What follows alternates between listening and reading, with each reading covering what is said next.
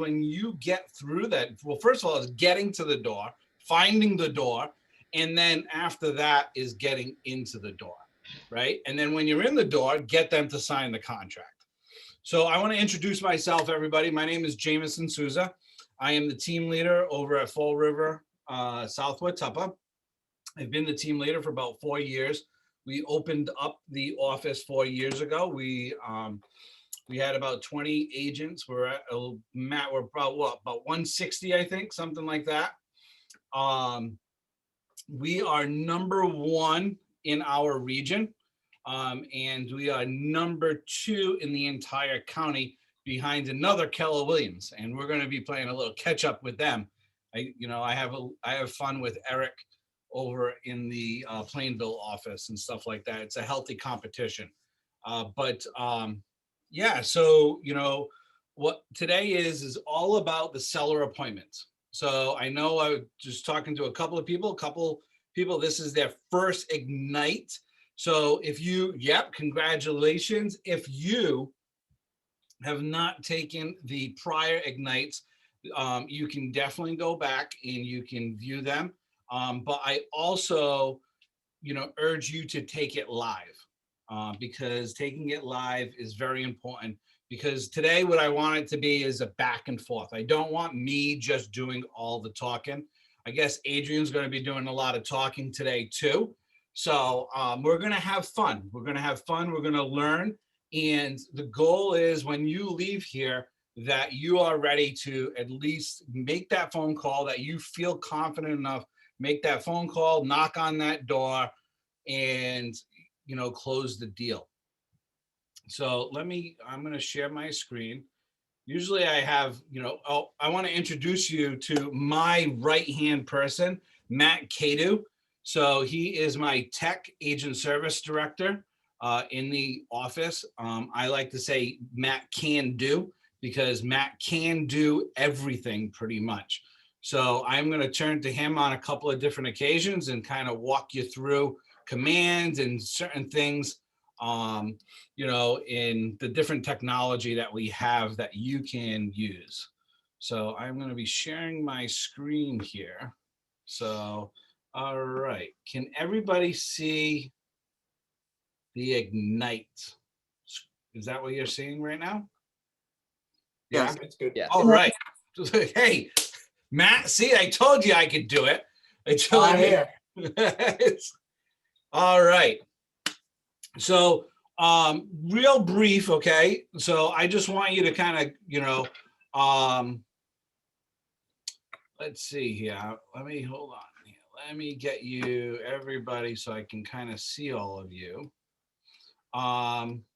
With the, kind of a raise of hands, who is new and has never been on a listing appointment before?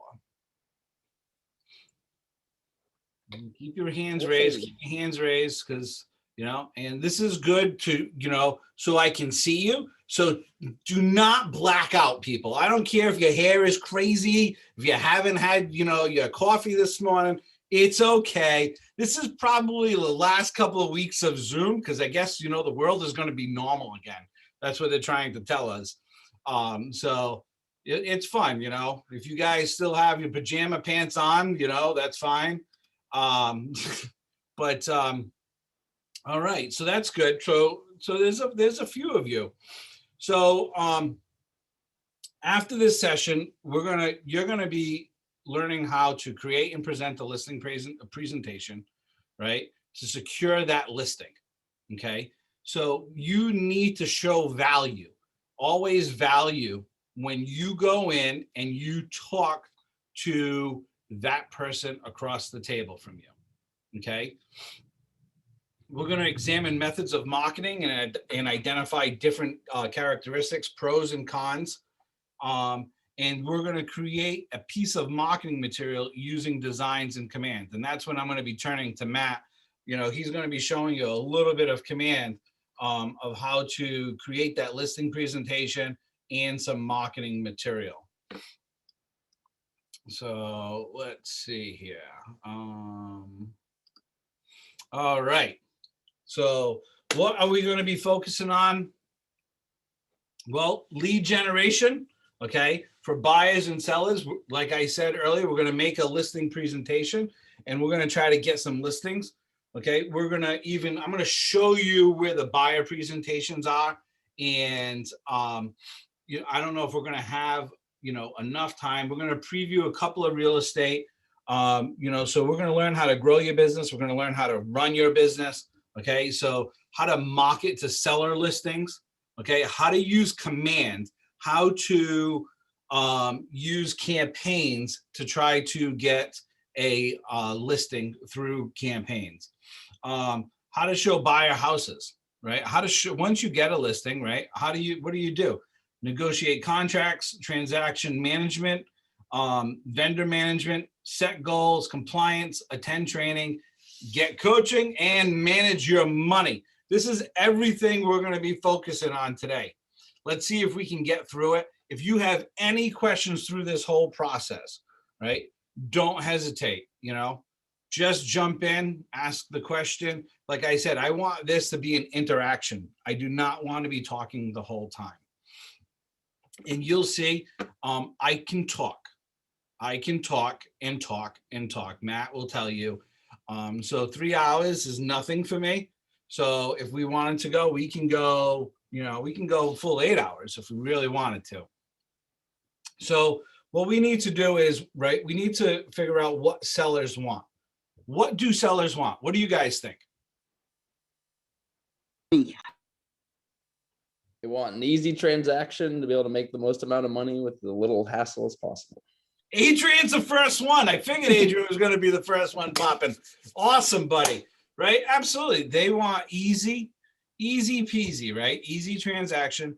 They're hiring you for a reason. I just realized my hair is like, I don't know if I just like stuck my hair in like a socket or something, my finger in a socket today, but they want it easy, right? The sellers want easy transaction. They don't know what they're doing. Okay. That's why they're hiring you. There's a reason why there's a profession, okay, called real estate. And you need to have that value into, the language of real estate. You need to be showing them what you are going to be doing from A to Z and all the way back to A. And you have to be there for them at any time. So when I'm sitting down with a client, I tell them right away, do not ever hesitate to reach out to me. So I have a team. I still go on listing appointments, everybody. Okay. Not as many as I used to, but I still do. But I tell them all the time, do not hesitate to call me. Every question is a good question. Every question is a good question. Because if you don't know the answer, it's a question, and I will be there to help you. Your role, okay, as a realtor, there's a lot of highs, there's a lot of lows in the transaction. Your role, okay, is to facilitate that deal to try to keep it as level as possible. Okay.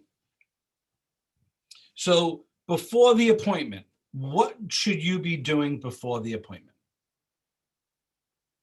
Learning Anybody? about the house and the neighborhood, doing all your research as you can to be as knowledgeable as possible to make them feel like you have done your research and you're working for them.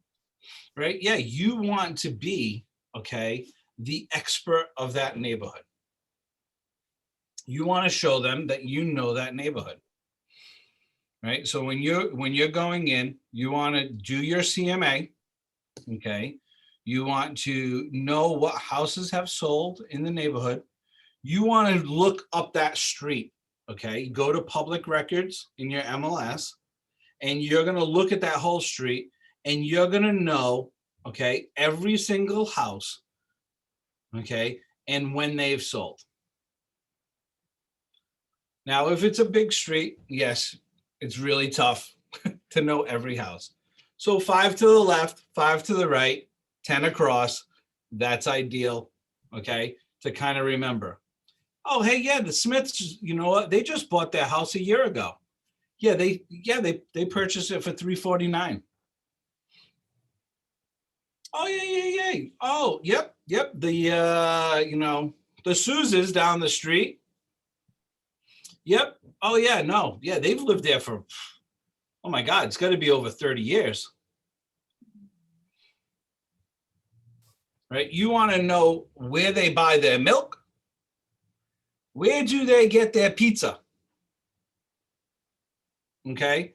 Because when you're doing your open house, you want to let everybody know that you know the neighborhood. You want to know where the kids go to school. You want to know where the nearest playground is.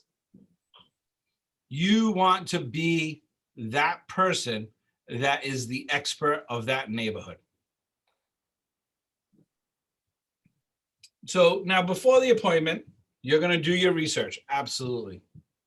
Okay. You're also going to give them a call and you're going to ask them a bunch of different questions. And those questions can range from, why are you selling your house? Where are you going after? What's your plan?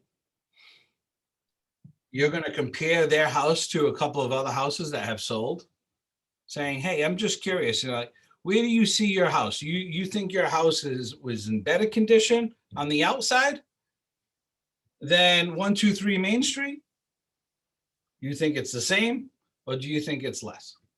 Why am I asking this question? Because I need to know before I'm going into your house so I can do a CMA. Because what I'm doing right now is I'm doing a bird's eye market analysis for you. Hey, is your kitchen better, same, worse? Yard, right? Curb appeal. Okay. Then from there is, once you have that, you want to ask them the question too. So what do you think your house is worth? Just curious. Why are you asking that question? See what they say. Absolutely, right? To see what they say, because that's going to be your biggest objection, is the price that you come in at. And what I always say is, oh, okay, yep, listen, I haven't done the CMA yet. We'll talk about that when we sit down tomorrow at 5:00. But I'm just curious. A lot of people love looking at the Zillows of the world and figure out what their Z estimate is and stuff like that. I'm just curious if you've done that. Some people are smart though, and they'll say, well, that's why I'm sitting down with you. I want to know what my house is worth. Oh, okay, yeah, no, absolutely. And I will do that.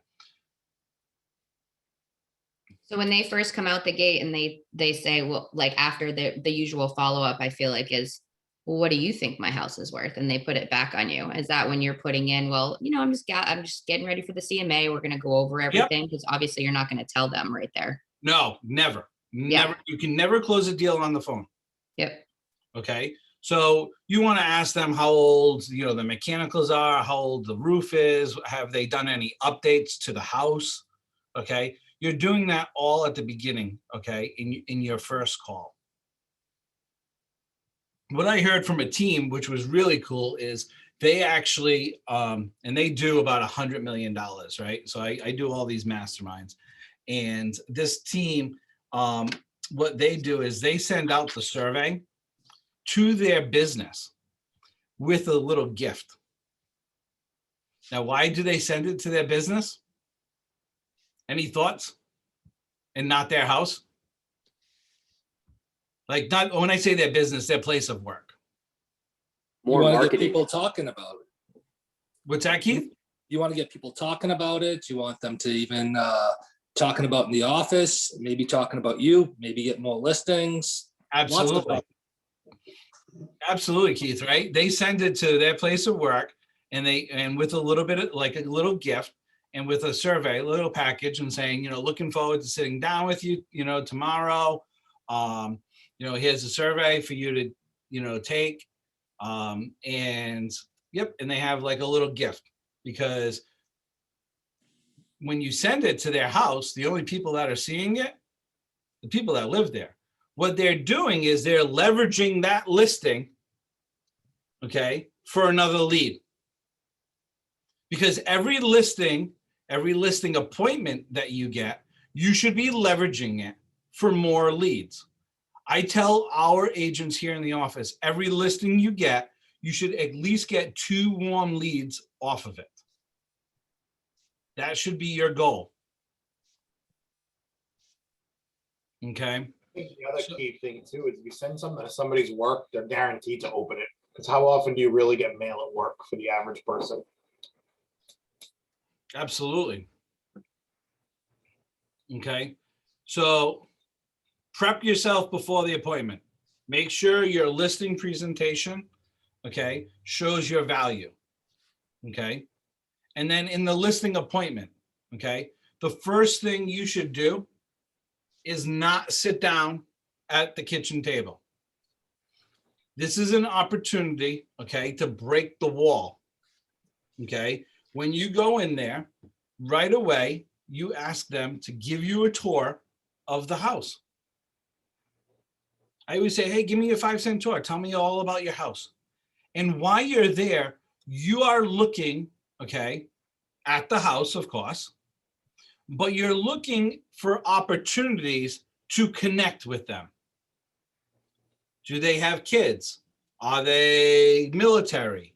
You know, do they like hiking? Do they like, you know, biking? You know, whatever your interests are, you know, try to find that what is in common with that person and you. That commonality, right? Is figure out what that is. Okay, so look at the pictures, have the conversations, break down those walls during those 5-10 minutes of walking through the house.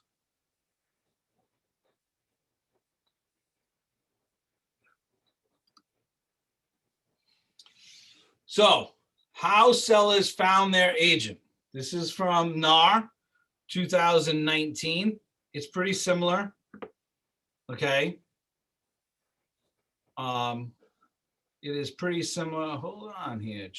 Unmute. No audio will be recorded. Unmute. Okay. It is pretty similar for 2020. Okay. 39% was referred by a friend, neighbor, or relative. Okay. 27%, they used the agent previously.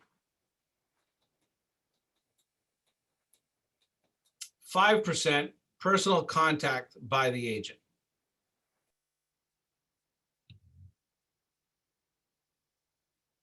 4% internet. 3% visited open house, met the agent at an open house. And then 22% just random stuff. You know, like for sale by owner, referral through another agent, maybe. Maybe their employer, direct mail, social media.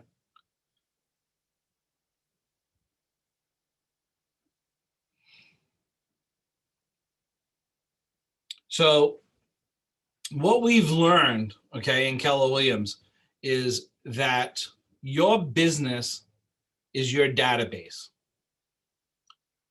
So what does this data tell you about the importance of building relationships and getting listings, What Most of does your this clients are data going show to you? come from referrals. What's that? Most of your, clients are going to come from referrals. Referrals and past business, Yeah. right? Majority of it. So the key is once you have them, okay, as a client, they need to be your client for life. You need to be their realtor for life. Would you be surprised to learn that 75% of the sellers only contact one agent before selecting one? And that 15% talk to 2 before selecting that one. Jameson, can I ask you a question real Sure. quick? what's the radius that you feel comfortable, like if people are like, where do you work? Like, I really don't have an issue working anywhere, but as far as being new to the business, if somebody was saying, hey, we're down on Provincetown and that's like 4 hours away, I would say that that would be like a referral. Is that something like, would you go in and do the presentation? Do you refer out right away? Like, how do you deal with that, if you don't mind? me So asking? my business is in all 50 states and 40 other countries. Okay, So, so whether it's me directly or me facilitating the deal to then have another agent because of the distance, but it's still my business. so you're looking referrals and stuff like So you that. look at referrals, okay? Like, I mean, so I'm about 2 hours away from P-Town. You mentioned P-Town, right? Okay, So I know a great agent down there, and I had somebody that wanted to sell their house. It was actually his father's house down in P-Town. Now it's 2 hours away. Could I sell it? Yes, I could. Could I do it personally myself? Yes, I could. But am I doing a disservice by doing that? More than likely, because right. I don't know that area that well. So I referred it out. I ended up getting like $6,000. Okay, it sold in one day. I kind of like, oh, like I should have done it because all I had to do was go there one time. But that listing agent actually brought the buyer in because of his book of business. Right. That big. So, and my client was extremely happy and sent me 2 more referrals off of it. Nice.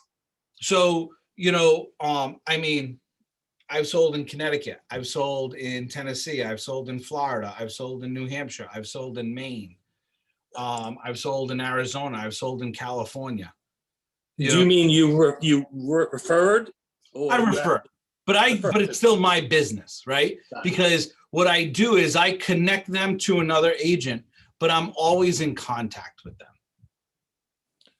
I'm checking in from time to time. It's kind of like when you go to the doctor's office, right? So if I'm going to Dr. Watson's office, okay, I don't say, hey, I'm going to see, Jill at the front desk and Nancy, the nurse, and Susan, the person that takes my blood, and then I see Dr. Watson.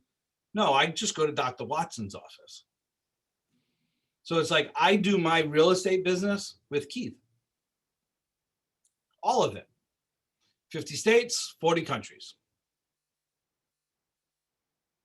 James, and sorry, this may be, I'm kind of going off on a tangent on what you guys were talking about, but I hope other people can relate to it. So I lived down in like Charlotte, North Carolina for like 10 years.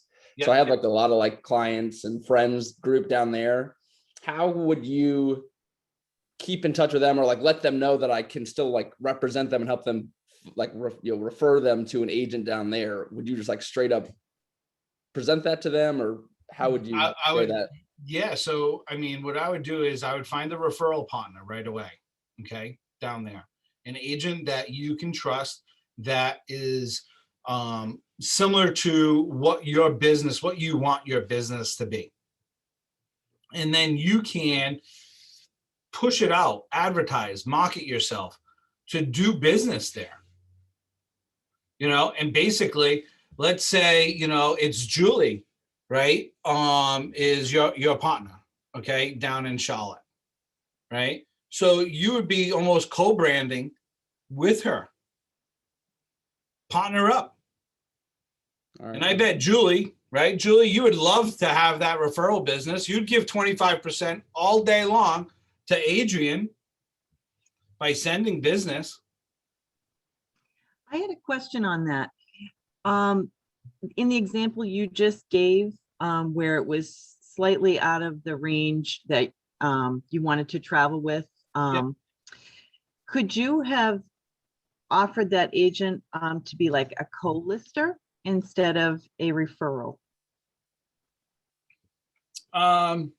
You could, It all depends what you're doing. You know, what are you going to be doing and what is the co-lister going to be doing in the process? You know, anything's possible. Well, I'm thinking if you have a big listing that you're handing over, like, and they had potential buyers anyhow, they were gonna probably get one side of the deal, so you could have held on to half of it with the listing, with co-listing it. Yeah, you know, I never look at the money factor. I look at the value factor.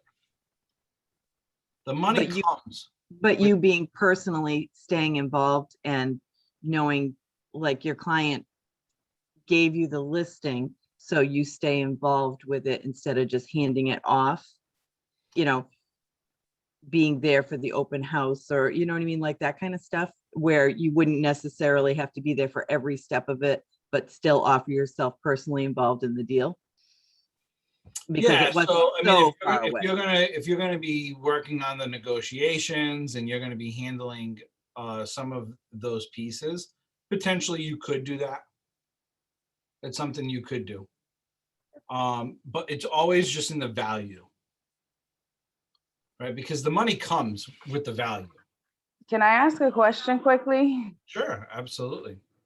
Does it have to be with Keller Williams? Like if the agent is with someone else, or it would have to be an agent that's with Keller Williams that, you know, given that scenario that she just gave, that you were willing to work with them? I mean, it doesn't have to be, but you know, we like to try to keep things within the family. And Right.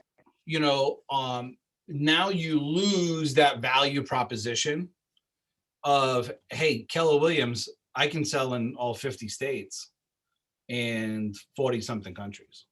And I'm saying 40, I always just say 40. Honestly, I'm not even really sure the exact number of countries. I just say 50, 40.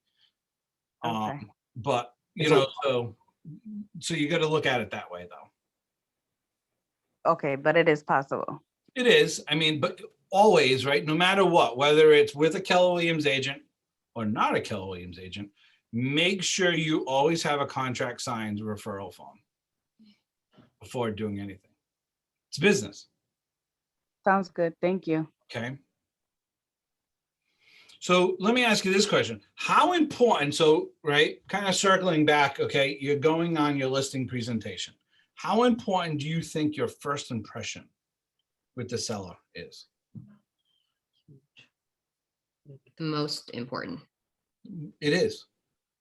They will judge you in the first 30 seconds of talking to you, and they will judge you in the first 30 seconds in seeing you.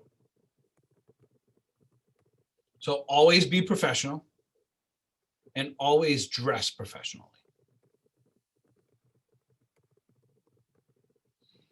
So I know sometimes I see people like, oh yeah, no, I had a, I went to go work out and now I'm stopping by.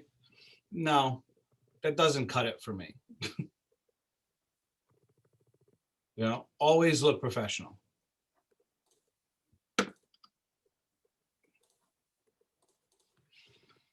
Right. So what the sellers want from their agent. So I asked this earlier, okay? And it's kind of spread out, okay? 21% want you to market their home. 19%, they want you to help price it competitively. 16% want advice on improvements to improve their sales price. So when you're going through the house and you're walking through it, and let's say you see like a crack in the wall, or maybe like a broken door, you know, those things, you have to have those fierce conversations with them and let them know that that needs to be fixed. And the best thing to do is have a guy or a girl that can do it. I have someone that can do that. They can come in and do it for a cheap price to get it done. Make it as easy as possible for their transaction. Some people might want to bring in a stager. You know, talk to them about decluttering. especially if someone's lived in their house for 40 something years. It needs to be decluttered, people. The other thing is the wall of fame in the house. Listen, we all have it. Don't lie, right?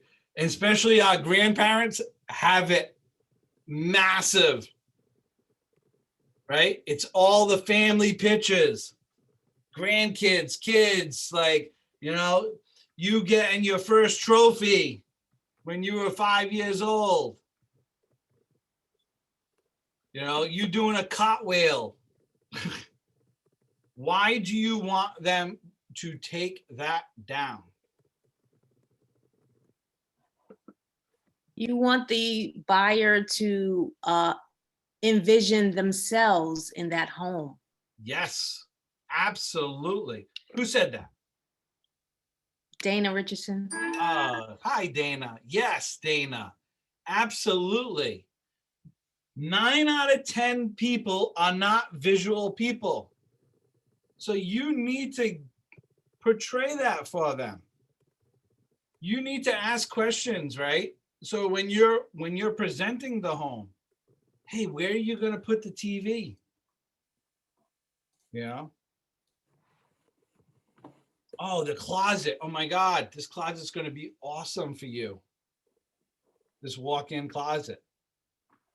You know, some guys, you know, either it's a garage or like the man cave, right? Oh yeah, this is going to be a nice garage to work on cars, right? Know who you're showing it to. But when they see pictures of other family all over the wall, they can't envision themselves that being their home. I tell clients all the time, we can look at as many houses as you want, but we will find you your home.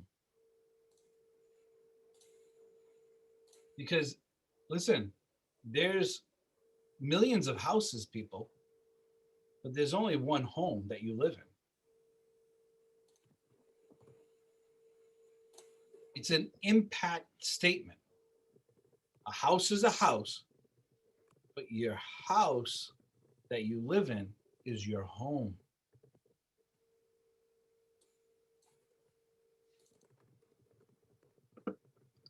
So the process to listing.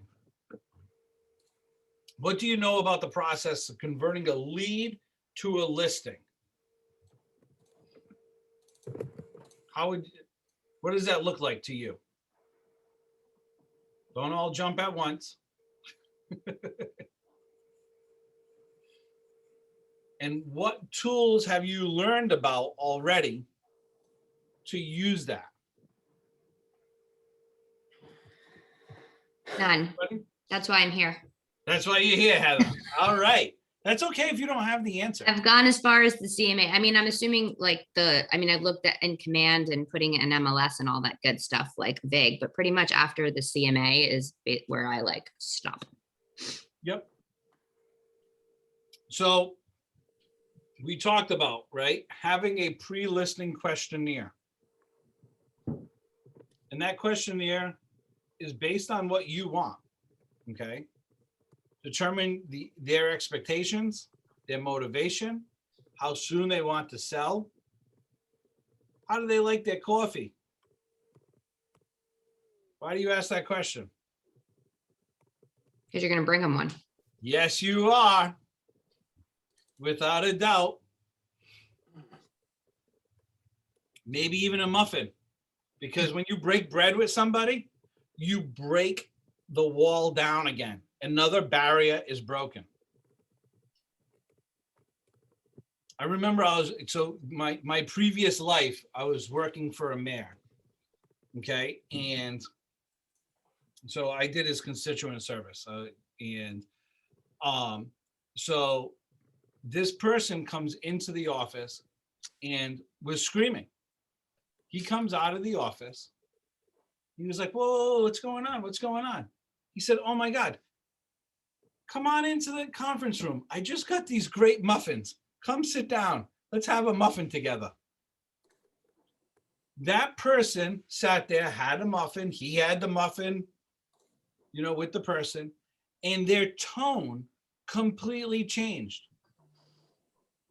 And I said to him, I said, Your Honor, I said, like why did you do that? Like right away. He said, because no one's going to scream while they're eating at you.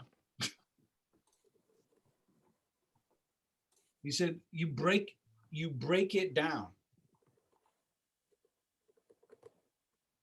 You know, so you break the objection that they already have, because they're looking at, oh my God, yeah, this person's just a business person. Or this person, you know what, they're a realtor. It's a dirty word to them sometimes. They just want my money. No, you are in the business, okay, to give the biggest return on their investment, both financially and emotionally. So pre-listing questionnaire, right? Schedule the listing appointment. When you're on the phone with them or you're knocking on the door, you need to schedule a listing appointment. If you knock on the door, okay, and I'll ask Chuck this, Chuck, right? You're knocking on the door and they say, oh, well, what is my house worth, Chuck? Do you give it to them right there and then? Absolutely not. No. You're gonna have to go in there and look at the house. Right? And you're going to schedule an appointment. Oh, you know what? I'm just in the neighborhood for a couple of minutes here. But I would love to come back tomorrow and I can do my research. And I'll give you a full, you know, market analysis. Tomorrow at 5 or 6? Which one's better for you? 5 would work. 5 would work. Perfect. Chuck, are you married? I am.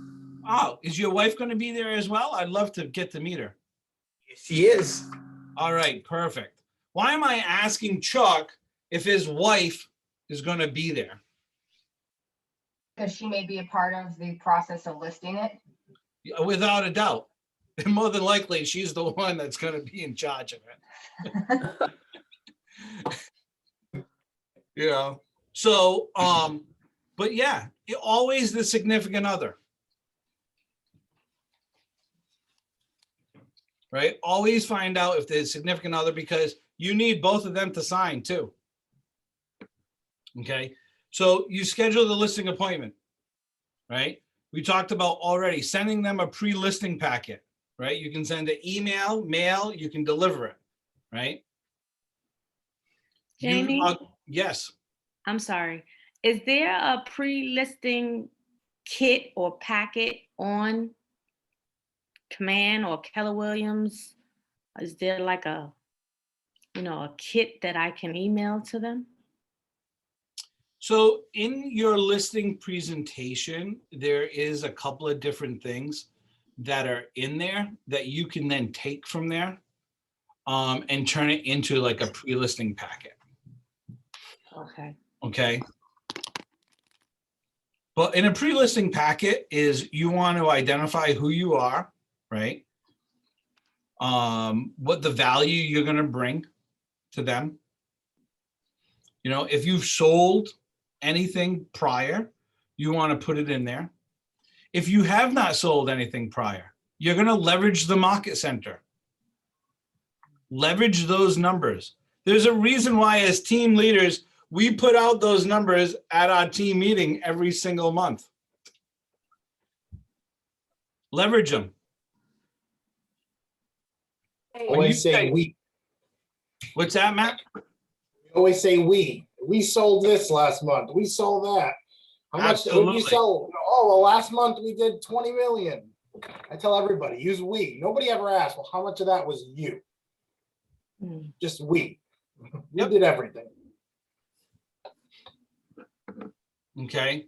So you're going to create your listing presentation. So you're going to make sure that listing presentation is going to be more detailed on your plans. Okay. So your pre-listing packet will be vague.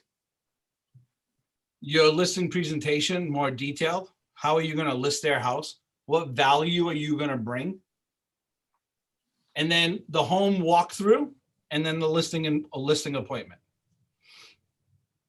Each step, okay, you need to assert your value proposition to the seller, and it brings them closer to signing. So you can potentially, okay, the goal is have them sign the contract and you don't even talk about compensation. Because whatever they're paying you, it's worth it. That's the last thing I talk about is compensation. I show them value. All right, so wouldn't that be kind of dangerous if you had a client to do that, they sign it? Obviously, they didn't look too closely at what the commission rate was, and then how do you go back and have that discussion afterwards? Well, Chuck, when I say that actually in a facetious way a little bit. Okay. Yeah, I apologize, right? So, but when you show value, okay, the last thing that really is a concern to them Right. is the compensation. Yeah. So whether you're selling it for 5%, 6%, 7%, it doesn't matter to them because they feel like they're paying you, they're getting a good enough value. Of course, when I go through the contract to list, okay, we go through the compensation. I literally, you go through line by line with them. Okay, and you always make sure your client knows what they're signing. So that means you need to know that piece of paper or papers, that what's in there and what does it mean. I get a kick out of, some realtors go, oh, I've never read the purchase and sale before. And I say, how many closings have you had? And you'd be shocked. You'd be shocked.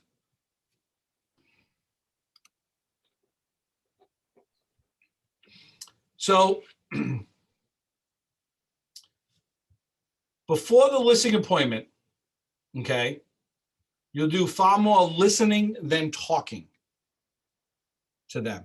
You want to make sure you are asking them questions, okay, to get information from them. That is the key. When you're on the phone with them, or if you're knocking on their door, you are getting information.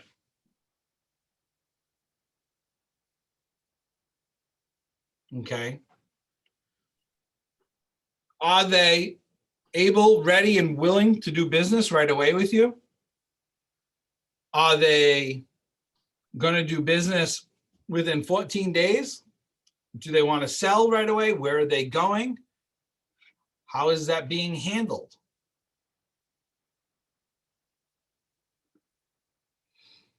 All of those pieces need to fall in.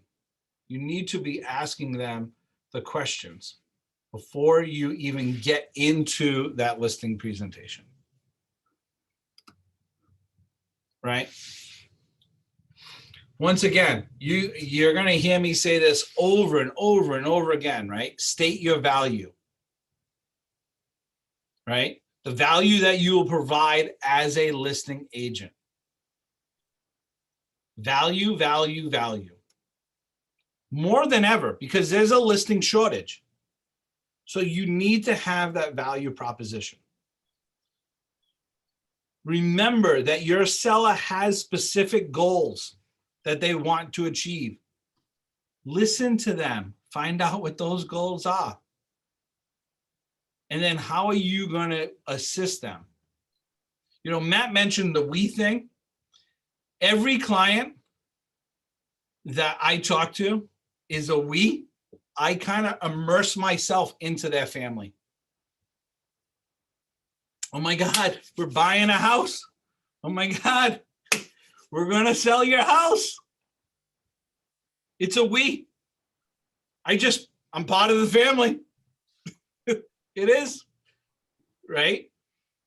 And when I talk to them enough that it feels like I'm potentially either their significant other, their brother, okay, their uncle, maybe their crazy uncle. But I'm talking to them enough where after the sale, they actually, majority of them, 9 out of 10 of my clients will call me and say that they're having Jameson withdrawals. Because we're always talking and I'm always there and I'm educating them through the whole process. And that's the value I'm going to be bringing. One of the biggest values. I'm never going to leave them on an island by themselves.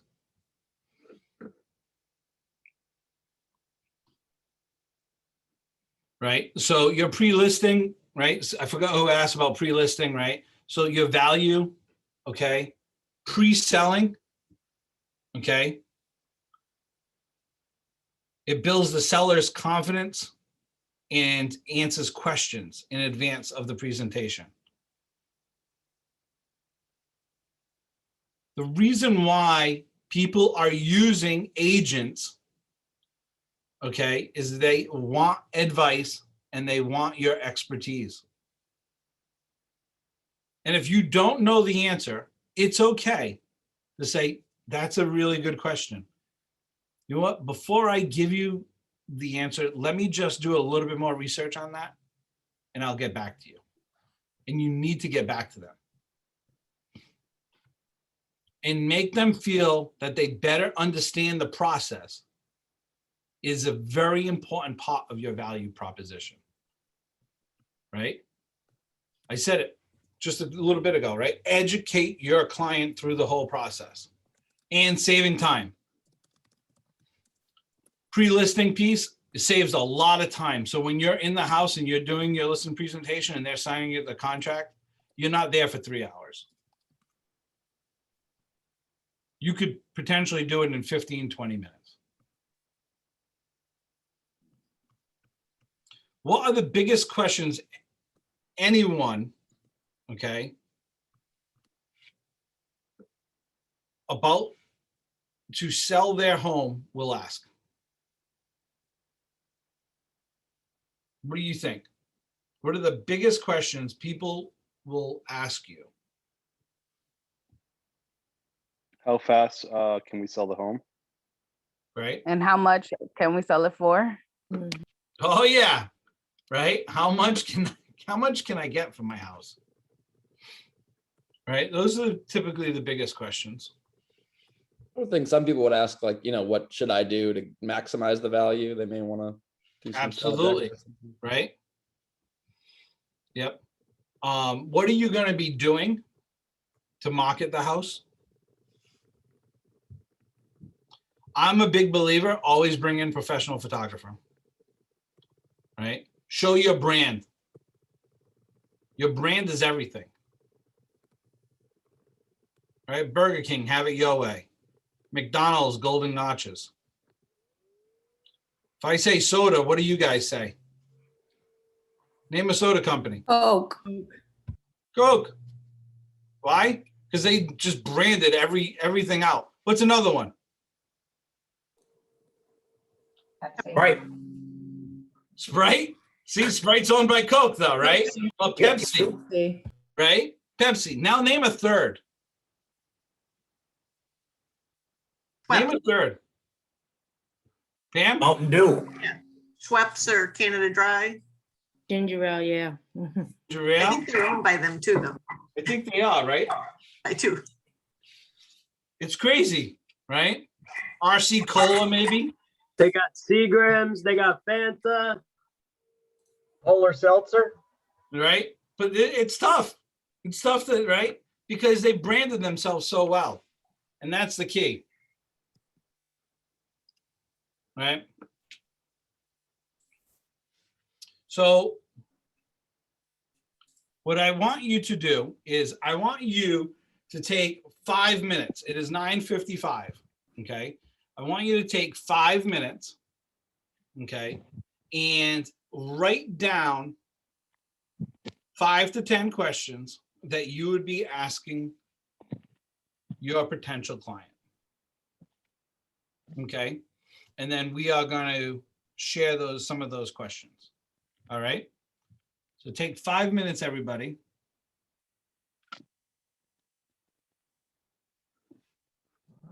All right, I'm gonna go get a drink of water.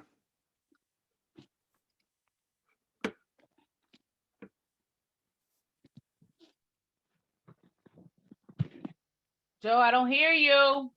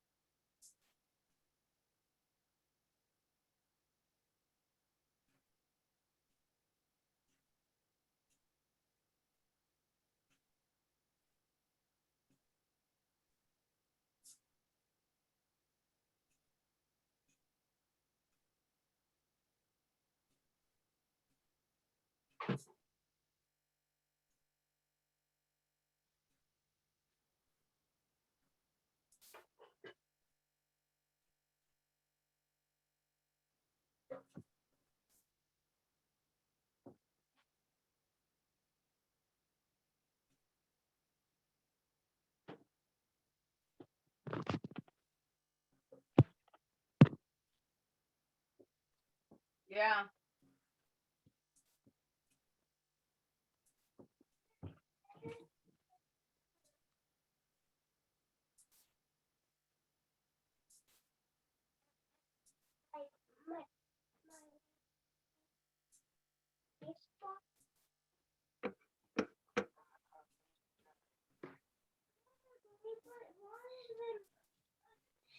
Okay. All right. Ding, ding, ding. It is up.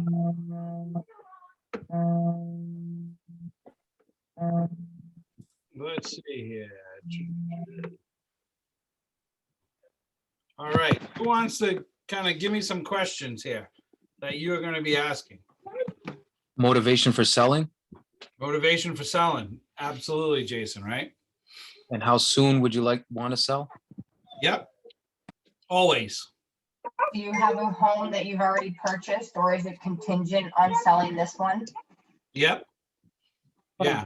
What do you think your house is worth? Are you willing to do renovations?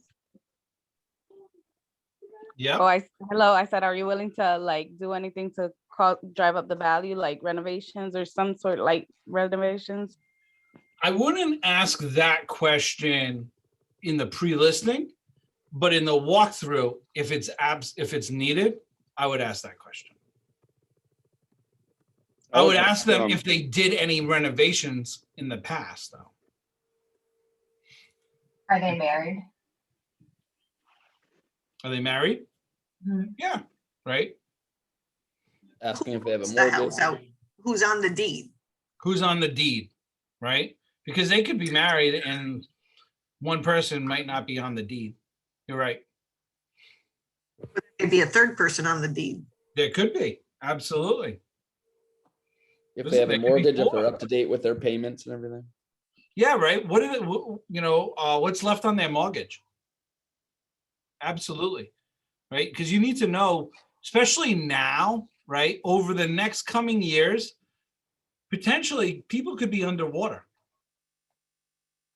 Okay, so you're going to see that over if they bought their house in 2020, 2021, we're seeing houses going 50, 70, 90,000 over appraised value.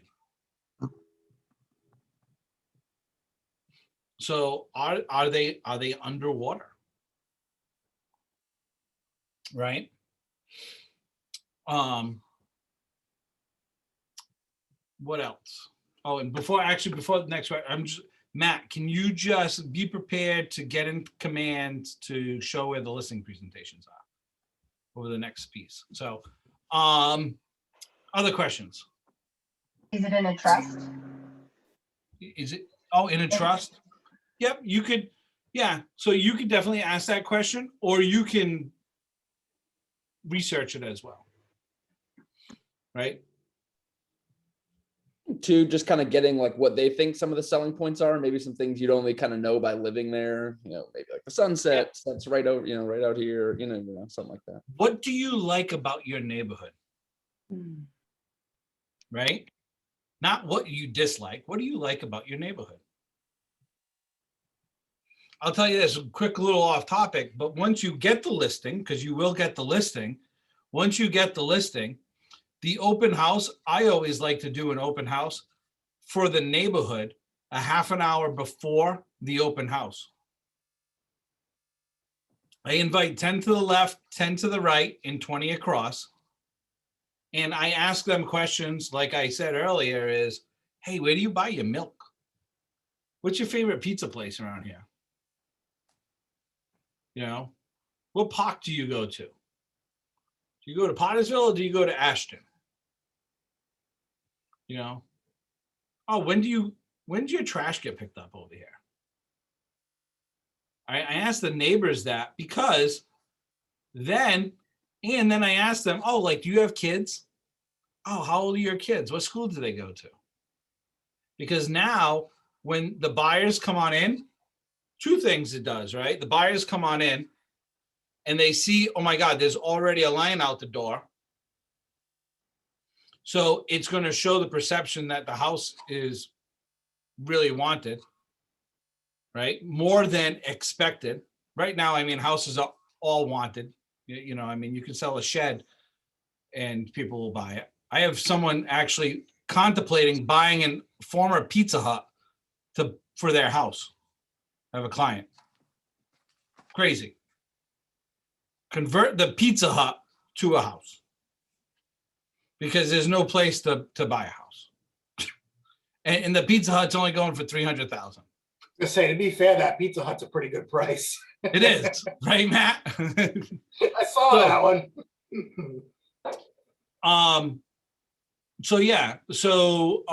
But I ask all those questions and then I create the perception of even more of what's going on. And then I know, oh yeah, nope, the Smiths, live next door. Oh, the Gonzales, they live across the street.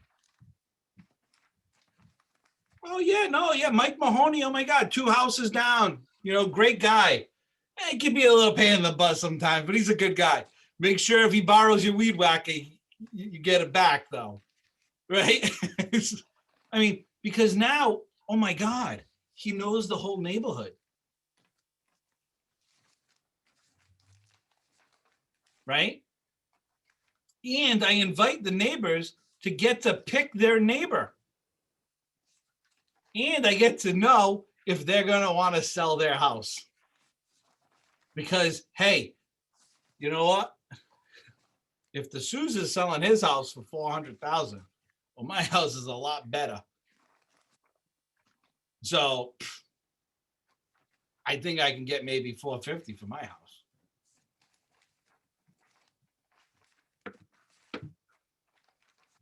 So listing presentation, moving on, right? Listing presentation. The purpose of a listing presentation is to get the seller to list with you, right? You need to achieve several different things. Impression, right? Make a great impression, okay? To build the seller's confidence in you. Share how you got the price. Initial list price, why did you move it? Why did you bring it down? Why did you bring it up? How is it designed for their house specifically? And the third thing in the listing presentation is to set the expectations of what you are going to do for them.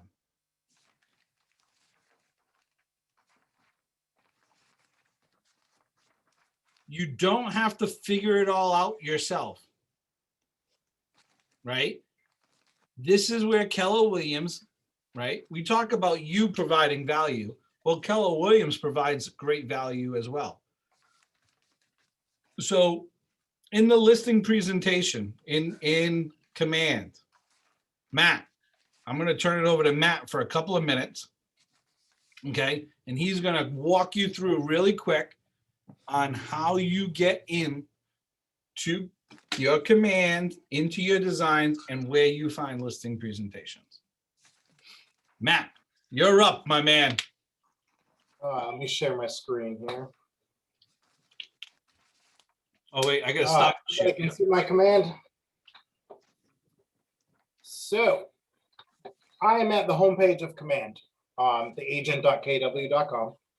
And I'm going to head over to designs, which is the little square with the paintbrush.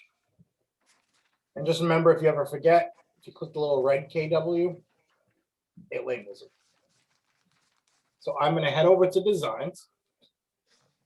I'm going to click this giant blue plus button. And it's going to ask me what kind of design I want to create. So listing presentations are under print because they're made to be printed. You can do them as a PDF. You can still email them, but they're technically made to be printed. So they're under print. I'm going to click next.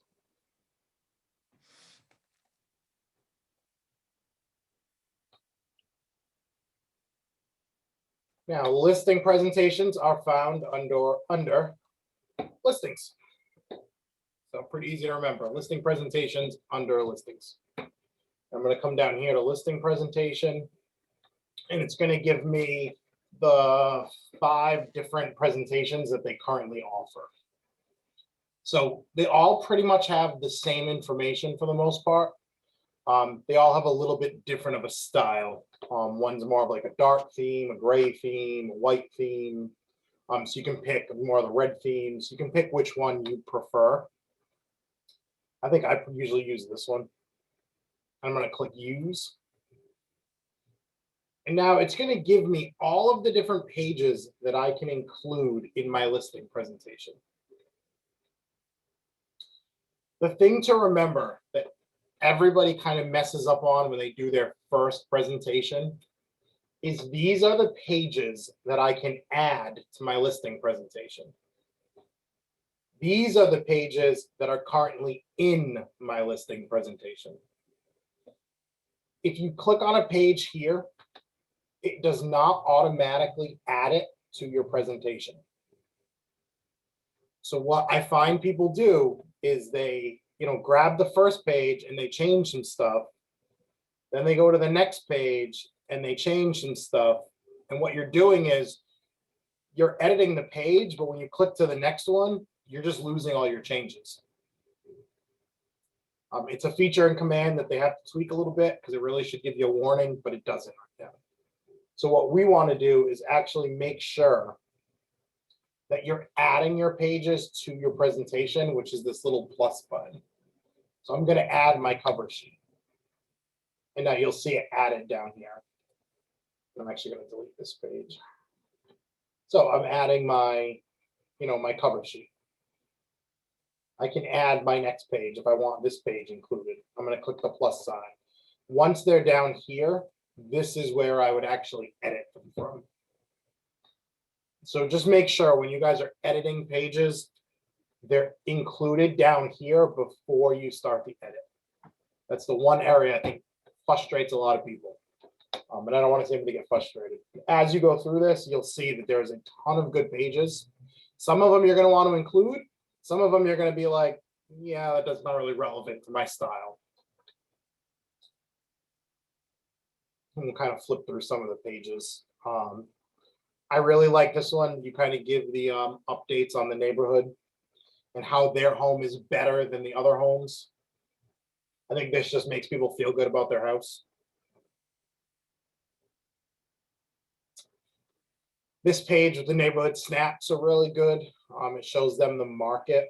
My only concern with this, you have to be careful in this market, is like where we are, like we have an area, a town called Westport, that right now, if I pull the neighborhood snaps, it says the average price is like $1 million. If I'm going to a listing appointment and the house is going to be 400, that may start a conversation I don't necessarily want to have, that why their house isn't worth $1 million. I like how you can add the comparable properties right in. And then it has a lot of these pages where you just grab the ones you want, which are, they're kind of the key points of KW, what it is, you're going to add in, what do you do different from everyone else? It goes over the value process. is, right? This is your value pages, everybody.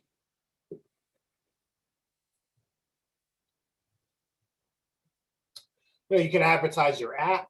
This is a really good value add. You're showing that not only you're a real estate agent, I have my own app. It's not a random app, it's mine, it's branded to me. Your house is going to go on my app that all of my clients use, all of the other KW clients use. It'll let you dive into your marketing plans. You can really get deep into this, as deep as you want to go. You may want to make a smaller presentation, a larger presentation. You can really choose. I'm not going to go through them all because they're mostly just, just different marketing strategies.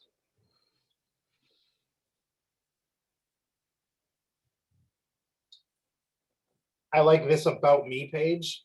Everybody always struggles writing their bio. I work with a lot of agents on that where they're like, I gotta write a bio. I don't know what to write. I don't know how to lay it out. A lot of times I tell them to come to the listing presentation, pull this page and use this. This is the perfect little bio. That's all you need. 2 paragraphs. You can get rid of some of this data if it's not flattering, or put the market center data. There's nothing wrong with talking about KW instead of yourself. Same thing with this page. Don't be afraid of using the market center's numbers.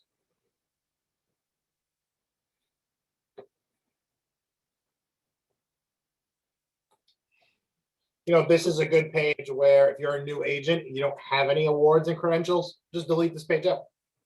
It's not really important. Take out what doesn't flatter you. And then the rest of the pages are just to add in, different houses you can compare them to, like the comps. But you can see that if you added every single page, your listing presentation would probably bore them to death. So don't get overkill. go through this, pick the pages you really like. And you don't necessarily have to put them in this order. So you really got to kind of go through, look at every single page, maybe print one out and kind of, flip through it and figure out what the best looking packet for you is. But don't get in the habit of using all, 70 pages, because that's probably overkill for your average listing appointment. So, quick question. So when you save this and to not lose it, then where would you pull it up later? Will you go into that before you finish? Absolutely. So once I would end up with all of my pages here. And then the nice thing about designs is as long as your pages are down here, it does auto save. The one thing to remember with designs is it won't ask you to rename the document. So just get in the habit of up here, you'll see where this is the design name. Change this to something that makes sense.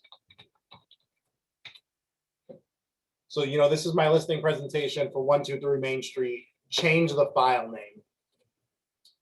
What's nice about this now is you can download it, and you can download it as a PDF. So I can either email this to someone, I can download it as a PDF and then print it. I have not used it yet, but they just rolled out this order print button where you can actually have these professionally printed and sent to you right through command. I'll say we did that. They actually come out really nice. They come in this little 3-ring binder. I was gonna say, I haven't. A little ring binder. It's like really nice quality, and they're really nice. Yeah, so that's good to know. I have actually been on my to-do list to order one just to see kind of how good the quality is. Matt? Yes. Can I ask a couple questions here? So what you're saying is you pull out the pages, they're saved down the bottom. From that point on, then you edit them and they auto save. Now, when they auto save, should I save one as just a template and copy it for each different property? Yes, you can absolutely do that. And I will back out of here for a second and show you where they're saved. So once this is saved, so I'm just going to hit done. It's going to actually tell me it saved it. If I go under, so I'm back at my kind of design screen. And up top, it'll have my different categories. If I go to print, here are all the print designs I've done with this account. And here's 123 Main Street. Now, if you click these 3 little dots, you can make a copy. So I could call this, my default template. And then every time I make a new one, click the 3 little dots. I opened it by accident, sorry. So print 3 little dots, make a copy. And now it made me a copy. And now I can open and edit this one. And now I can change the name. So, I might now, because I was so good at 123, I'm going to sell 125 Main Street. I sell a lot of stuff on Main Street. Me and Jameson, we sell a lot of stuff together on Main Street. He's always my client for every training. So yeah, I sell and buy a lot. Spend a day making your generic templates. Figure out your perfect listing presentation and then just copy it. You get to the point where your first one's going to take you like an hour to kind of lay out, get set up just how you want. Your next one's going to take you 15 minutes. I can honestly probably bang out a listing presentation in 5 minutes. It's that quick. Designs is probably the least utilized area of command, and I just don't understand why. Because it's very, very quick. I think it's intimidating. But I do a designs lab every day, and I had 3 agents yesterday in my designs lab who pay $50 or $60 a month to have a company post to their Facebook page for them. And we went in designs, and I'm like, there's quick posts. You just hit the button and it does it for you. And they were amazed. So I saved them all $50 a month because the feature's built into command and it's free. So whenever you see design trainings offered, jump on them because very quick. Designs is very, very quick once you master it. And it doesn't really take that long. It's a little bit intimidating, But it's really not. It's very simple. Any other questions on this? Anything, guys? All right. What about the numbers? They're updated? They're up to date? The numbers like this. Yep. So in order to pull these numbers, so if I wanted to pull, let's say I wanted to do like Fall River's numbers, I would click this little neighborhood snap. And I'm going to come under KWLS, which is our listing service. And I am looking for a snapshot. So these little boxes, you'll see a couple of different shapes. They all look similar. They're all called snapshots. So KWLS and then snapshots. And then you can either search by neighborhood name or where we are, area code makes more sense. And I'm going to search for, let's say, Fall River.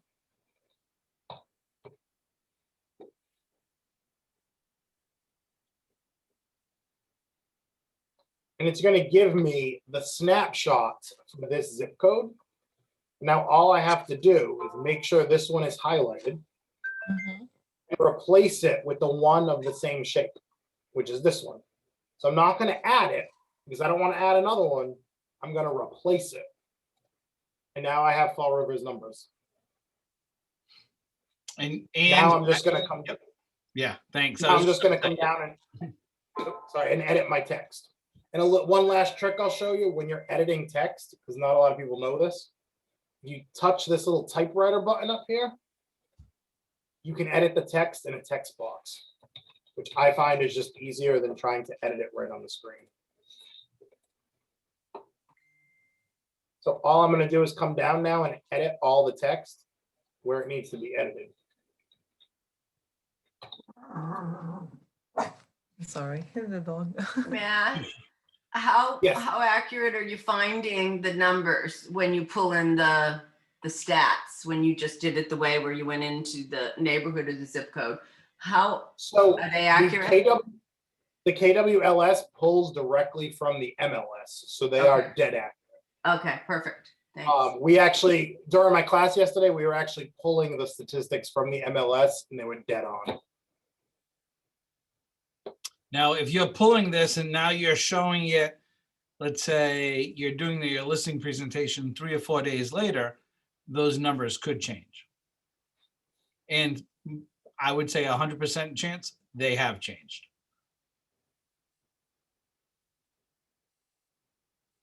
The other thing is on this listing presentation, I want to add is you want to put your brand, okay, on all of the pages.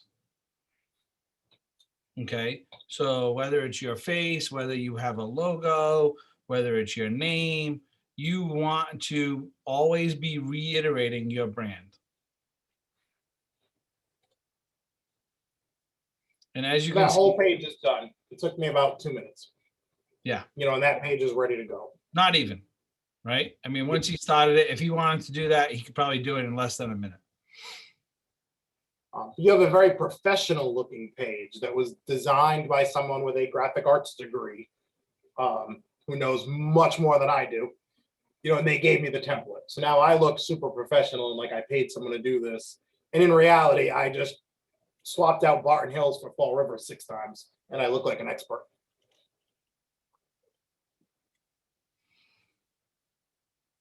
All right, guys. Any other questions for Matt? All right.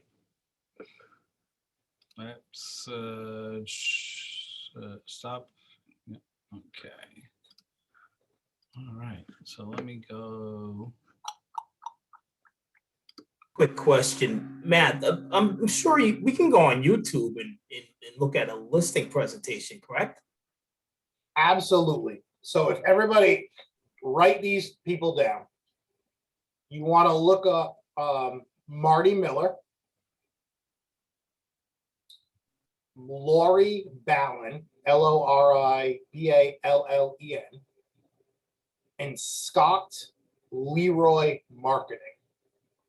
If you type any of their names plus whatever you're looking to do, I guarantee you, they have an amazing video that's like an hour long where they walk you through step by step. I've never once found a topic that one of them. So like I will go on and type, KW command listing presentation, and then I'll just look for Lori Ballin, Scott Leroy Marketing, or Marty Miller's name, and I know that's the video I'm going to send to somebody. I could have never seen the video, and I will be comfortable sending it to an agent for help because I just know those three are like dead on every time. They're amazing. So those are like my three go-to people. Matt, I have a question. I'm trying to edit a email that I've created from a template in Command, and it's something I created a couple of days ago. And I'm going into the edit mode and I'm changing the text, I'm saving it, and it doesn't change, but it says it updated, but it doesn't show it. Is that something I'm missing, or is it a glitch? I'm not sure. I'd have to actually see what you're doing. Yeah. Who's your tech person in your market center? We've got a couple of them. So yeah, that's something you're gonna have to sit down with you to actually see. Because off the top of my head, I don't know of any bugs right now that would cause that. Okay. But it might just be something silly that you're like missing a step. Because it's from an existing saved, I'm basically making edits to it and it just won't edit it, won't save it. Although when I go back to it where it's saved, it says it was changed today, and I'm just not seeing any changes. The only thing I would suggest right off the bat to try is clearing the cookies and the cache on your web browser. Okay. You may be editing the document and your computer is just pulling the old version. Okay, thank you. Any other questions? Yes, Scott, I'm sorry, what was Laurie's last name? Matt, rather, I'm sorry. Lori Ballin, B-A-L-L-E-N. Thanks.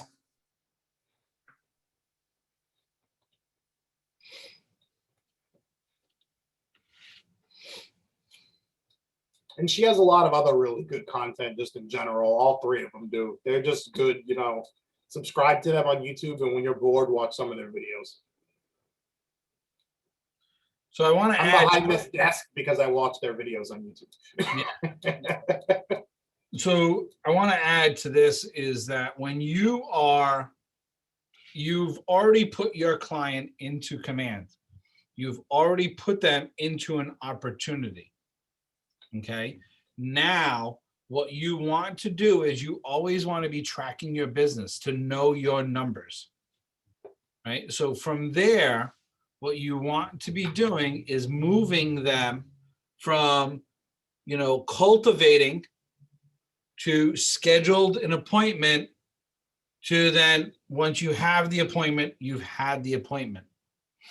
And if your Command is set up properly, you can actually have tasks that are in there that could be sending them emails right away.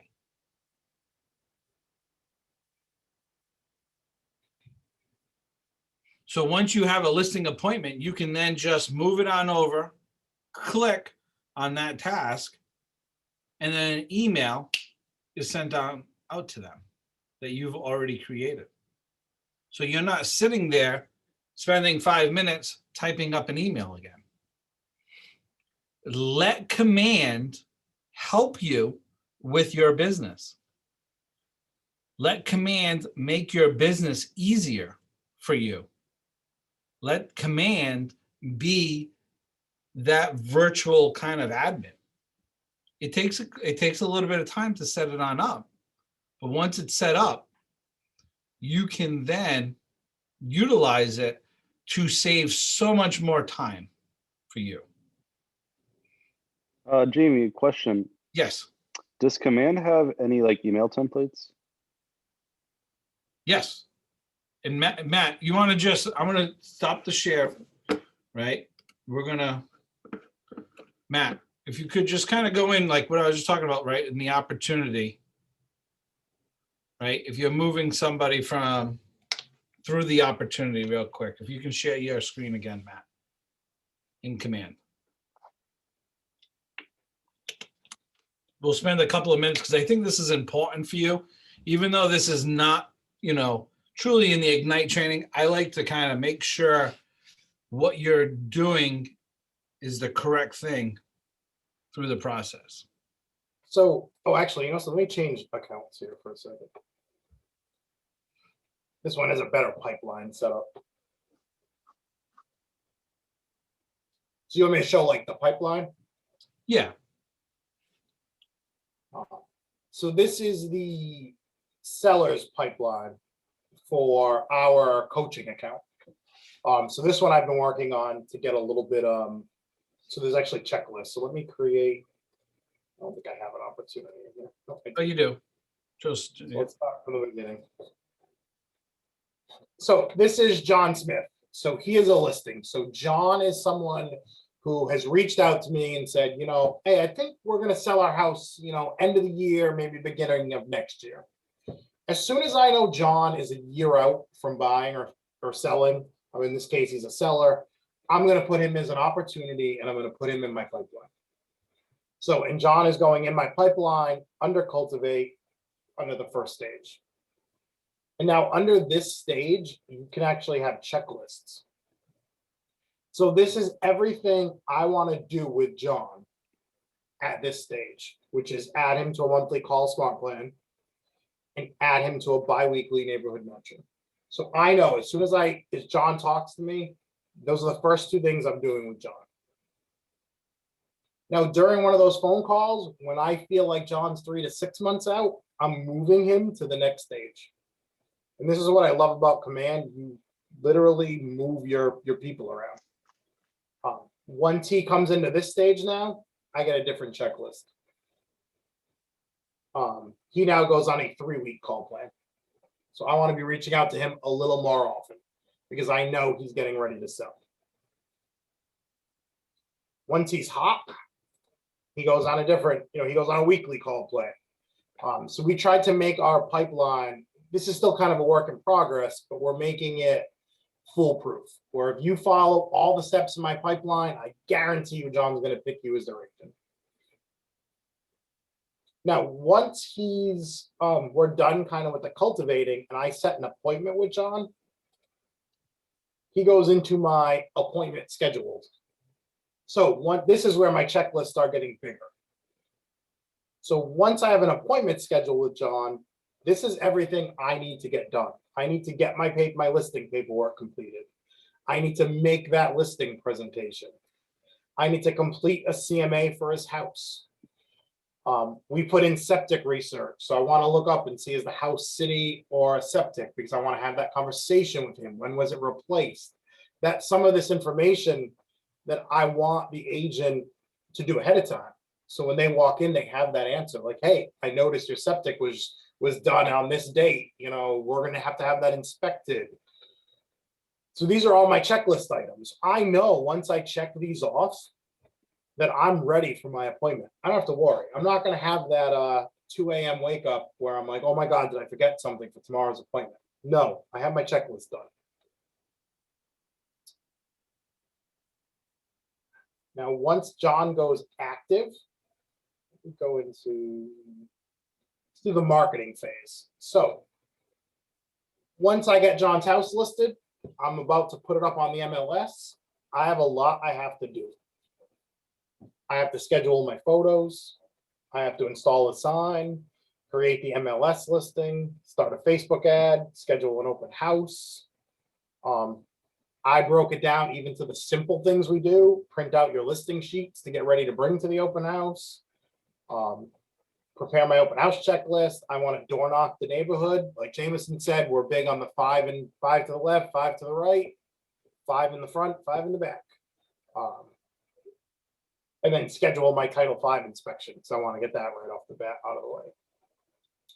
What's really cool about this system, and I won't go too deep into it because it's kind of like its own training in itself, is you can set up these client updates. If you've ever worked with a mortgage broker where you get those like automated emails, like your loan paperwork has been submitted, the loan paperwork has gone to underwriting, the appraisal has been scheduled. Those are not being sent by the mortgage guy. They're being sent by his computer system. We have the ability to do the same thing. So when I click this button that says, scheduled photos, I can have it send an email to the client that says, Matt has scheduled the photos for your property to be taken. Now, some of this, the client doesn't need an update on. I don't need him to know that I started a Facebook ad. But as we get closer, especially into like the showing stage, the negotiation stage, some of this I want him to get an update on. Probably not, probably more under contract. Let's see. Inspections. When I order his smoke cert, when I confirm the inspections, I want him to get emails on that. So he'll get a little email that Matt has scheduled the smoke inspection for your house. And then I'm going to follow that up with the actual date and time. I think the email update to make us look super professional, because you're giving them just those constant, hey, just to check in, guess what I did today. Are these Thank you. checklists already in there? No. So your checklists are going to be blank. You're going to make your own checklists. And again, this is kind of its own training in itself. But if you come under your edit stages button, you're able to edit your checklists for each one. Click the wrong button, sorry. You're able to edit these and add more items. So it is well worth doing your checklist, because if you have your checklist set up properly, it takes all the stress out of real estate. You don't have that, oh my God, did I forget to do something? If your checklist is checked off, you're good. If you are, once you get into like teams and stuff, if you're managing a team, right away, I look at the transaction, I know what's going on. Me and Jameson push this all the time, because what if, especially to like our bigger agents, if something happens to you and you get sick, I can look in your account and know where all your transactions are. If you set your checklists up properly, I could step in at any time and close that transaction for you without missing anything. And that's invaluable, because you never know what's going to happen. Something could happen. You could get sick. A family member could get sick. It's nice being able to, ask somebody else, hey, check my, check my command, just follow the checklist. So I'm a big fan of checklists. Jameson knows that. I write everything down. I check it off. That's how I organize my life. It takes the stress away from your transaction, your business. That is one thing in this business. It is very stressful when you are balancing multiple transactions. You'll start to get confused with the transactions. This is why I wanted Matt to dive just a little bit into the opportunity piece on tracking your business. So, when you're listing, when you're bringing that person from cultivating to the listing appointment to then signing the listing, then that person, okay, you are moving them through the whole process. You'll cultivate them, you get the appointment, they become active, now they're under contract, and then you go to close and you move them through the whole process. Now, Matt, how do you Thank you. get emails to go to there? How do you set up your emails? That I would recommend talking to your market center tech person. It's a process to get them set up and get them right. It's not complicated. It's just probably more than I could cover today. I do that as like its own full hour training. Yep. So I would definitely talk to your tech people in your market center. They are more than likely they're having group trainings. Some will do one-on-ones with you. But even if you want to, you can literally go through the individuals that Matt talked about in the YouTube, and it walks you through it. I mean, it is crazy simple. Once you do it once, and I always say, do it to you. right? So when you become, right, you're an agent, you sign up to the MLS, right? Put yourself in as a client, right? Look at some houses, see what you're getting, so then you can know what your client is receiving and what does it look like. Send yourself a DocuSign, contract, so you can see what it looks like, because then you can walk them through it. Once again, right, is your client, right, your listing, you want to try to keep it as smooth as possible. You don't want to have a lot of highs. You don't want to have a lot of lows. There will be some lows. There will be some highs through the process, right? There's a high. Oh my God, we got your house under contract. There's a low. The home inspection came back. You got termites. May I have Right. questions? Yes. So I just only practiced for some listing presentation and I downloaded, but I couldn't find out the PDF file. Where I can find out that one? You're saying like where the file downloaded to? I already downloaded in our command site, and then but I cannot see, where I can find out some PDF file. I want to print out these ones. So it should go into your download file. Do you have a PC or do you have an Apple? PC. So that's a Mac question. This is a Where does it go when it downloads? It depends on how your computer's set up, but it should go into your downloads folder. Okay. How And to you should find see out that one? But it was automatically saved. And when I click on these print sections, I can see my older file in here, but I cannot find printed these ones. I'm not sure I understand. It was something I'd have to see it. It's kind of hard to help without being able to see it. Okay, that's why I can ask for my tech persons. Thank you. Yeah, it's always easier if we can see it. It's so hard to help anybody either over the phone or over Zoom if I can't see their screen exactly. That's why all my agents know, like if they call me for help, I'm gonna make them Zoom, because it's just trying to explain to me what you see on the screen just takes too long. Okay, thanks. All right, so stop the share, Matt. So I can kind of head on back here. All right. So, right, the listing appointment. So we talked about this already. The home walkthrough. Thank you, by the way, Matt. Right. So see how easy that is? It's very, very simple. Okay. Definitely do the YouTube videos, or the Monty Miller, the 66 days. It says 66 days.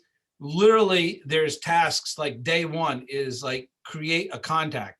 Takes you about 2 minutes to create that contact.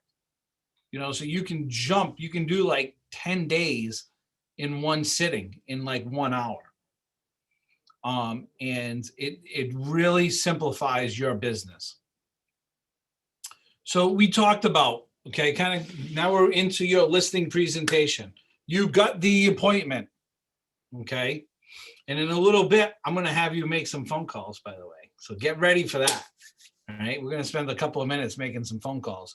So you got the appointment. You're walking in the house. Okay. What did I tell you to do? First thing.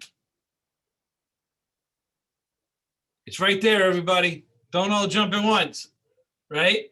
Do the home walkthrough. Right? Do the home walkthrough. Hold on.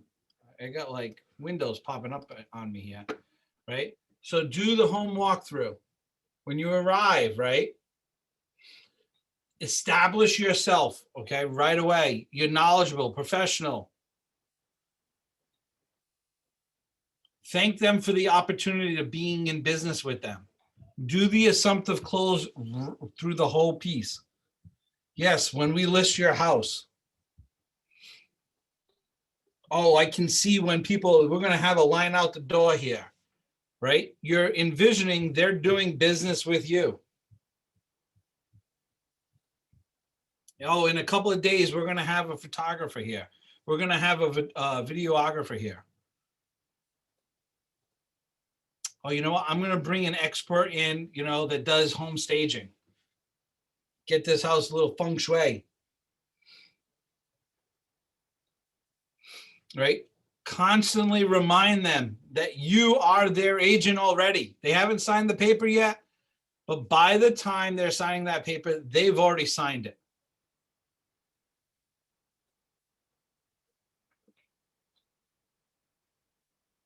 Okay. Why do you think we suggest that you leave your things in the kitchen? So you go in there, right? You drop your stuff in the kitchen. Okay. And then do the walkthrough. Why would I say drop your stuff in the kitchen? To feel more at home. Right? Feel more at home, right? A kitchen is very familiar. Okay. In the living room, right? It's not as intimate.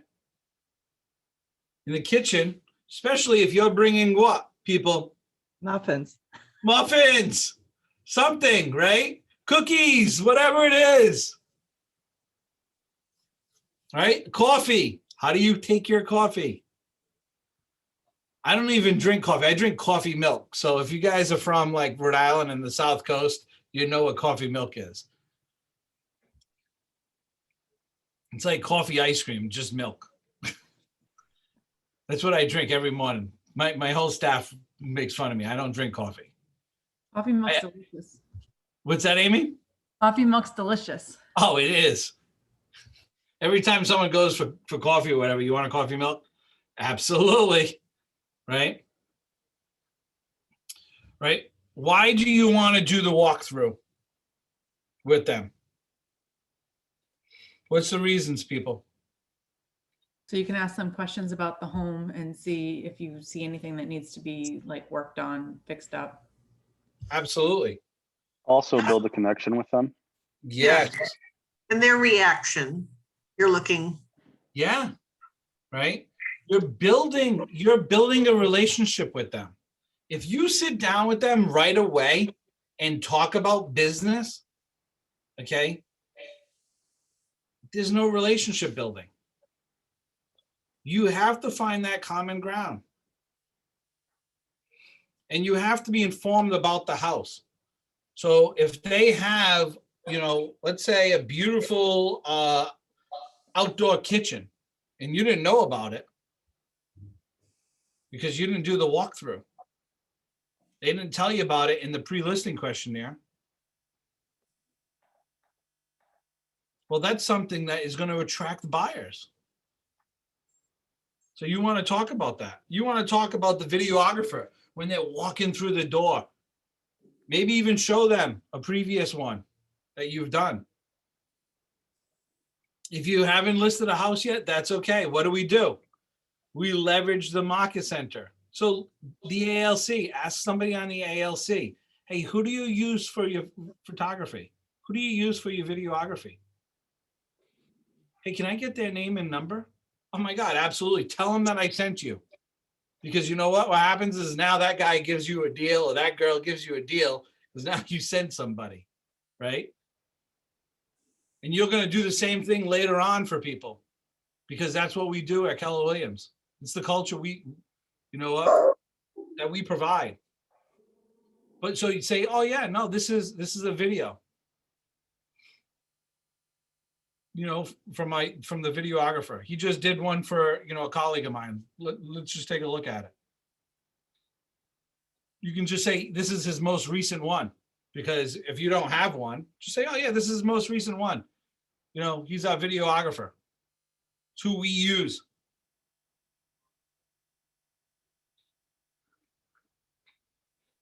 Right? So it's closing the deal, right? So Now it's time to close the deal.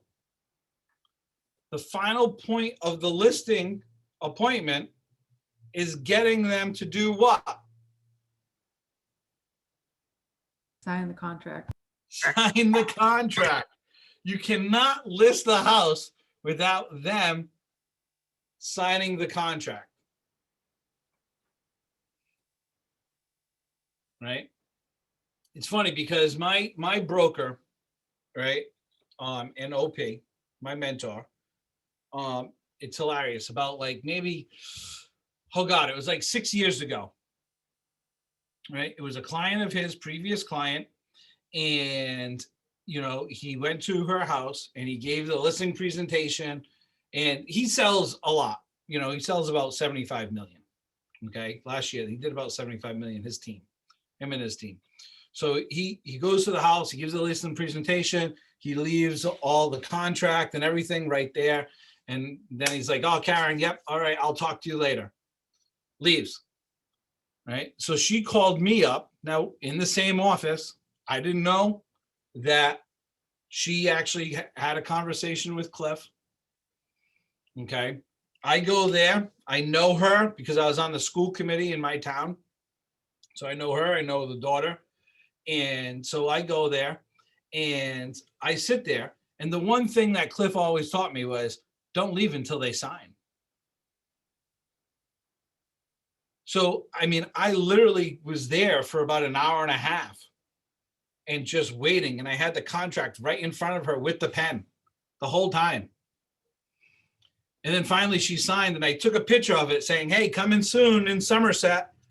And then all of a sudden he texts me, he goes, "You're selling Karen's house?" He's like, "I was just there yesterday morning. I gave her the contract and everything." I said, "Oh my God, Cliff, I didn't realize that. I apologize." I said, "I didn't realize she signed the contract with you." He goes, "Oh, I just left the contract." He goes, I was so busy, I had to move to the next appointment." And I said, "Well, I stayed there until she signed my contract because that's what you taught me." And he's like, "Good for you." Like, awesome. But I did what he told me, right? He did the opposite because he was just so busy. He's like, "Hey, this is what I'm going to do for you. This is it. Hey, here's the stuff. I'll come back. I'll pick it up." Nope. I was there. I brought muffins. I brought coffee. I was there for the long haul. And then he joked around. He goes, "You're not going to sell that house for that much." I said, "Let's see." Within one day, I had $30,000 over. Now, this is prior to like what's going on now. But it's just how you market it. And I ended up getting 2 more listings off of that. Because what do? We leverage our listings for more leads. Two. If you're not getting 2, you're not leveraging it properly.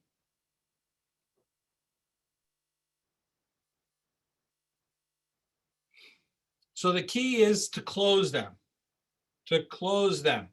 That listing appointment is to close. There is a closing script that can be found, okay, in your Ignite flyer or pamphlet, right? In the Elements script book. It's found on page 13. Does anybody have it with them?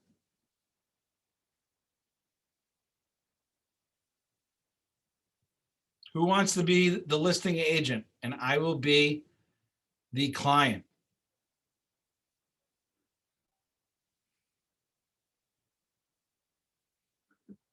I think Julie has it out.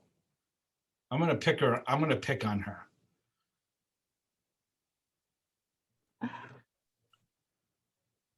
You ready to role play, Julie? Okay, so page 13, which one are you doing?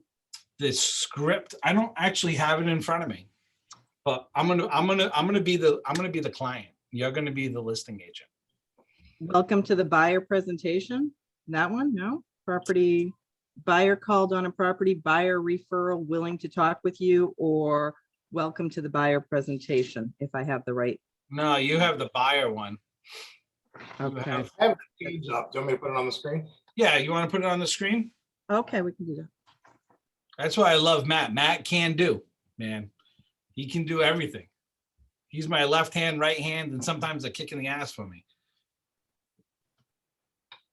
How's that? Can you guys see it?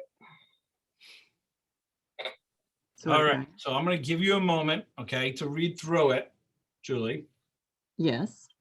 All right, and you're going to be the listing agent, okay? Now, we've already had a conversation. You can make any assumptions. I'll kind of play along, so you can make any assumptions, that you want through the conversation, okay? But this is basically to close the deal. I'm sorry, where can we find this? I just pulled this out of the Ignite 4 book. It was the PDF for this class. I'm thinking they were emailed to everybody. I'm not sure. So whether it's emailed or you can go into your mykw.kw.com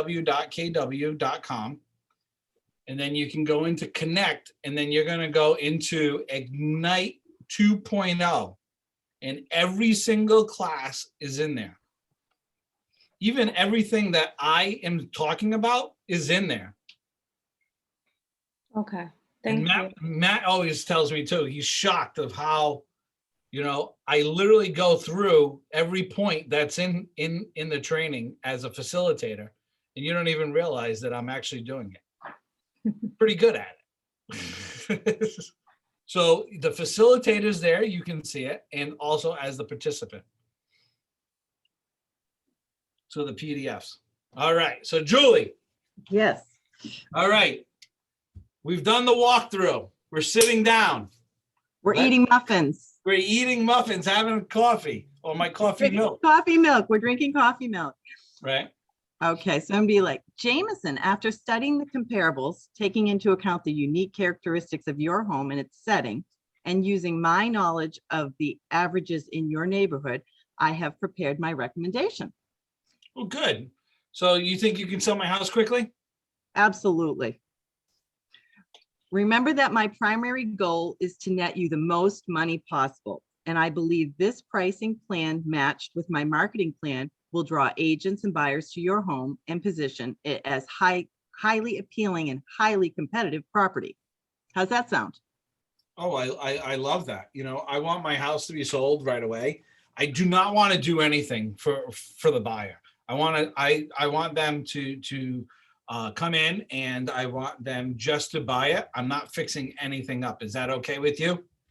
Well, we can discuss it. I want to make sure that to get my job done properly for you, that we make sure you are in the best position. So we can discuss all those details. Okay. After looking at everything I've presented about condition and price, what are your thoughts? Do you agree with this price recommendation? Is this what you'd like to list your home for? Are you ready to make a decision to work with me? I mean, there's a lot of things we have to talk about here. Yeah. So, well, you know what, Julie? So I'm looking at this price here and, $429, I guess that's good. But, the Smiths across the street, they sold their house just recently for $459. And I think our house is a lot better. And then the Joneses right next to the Smiths sold their house about a year ago. And they sold it for $429 of what you have it listed. And I know the market is like on fire. Everybody's saying that people are getting 100,000. So do you think I could get 500,000 for my house?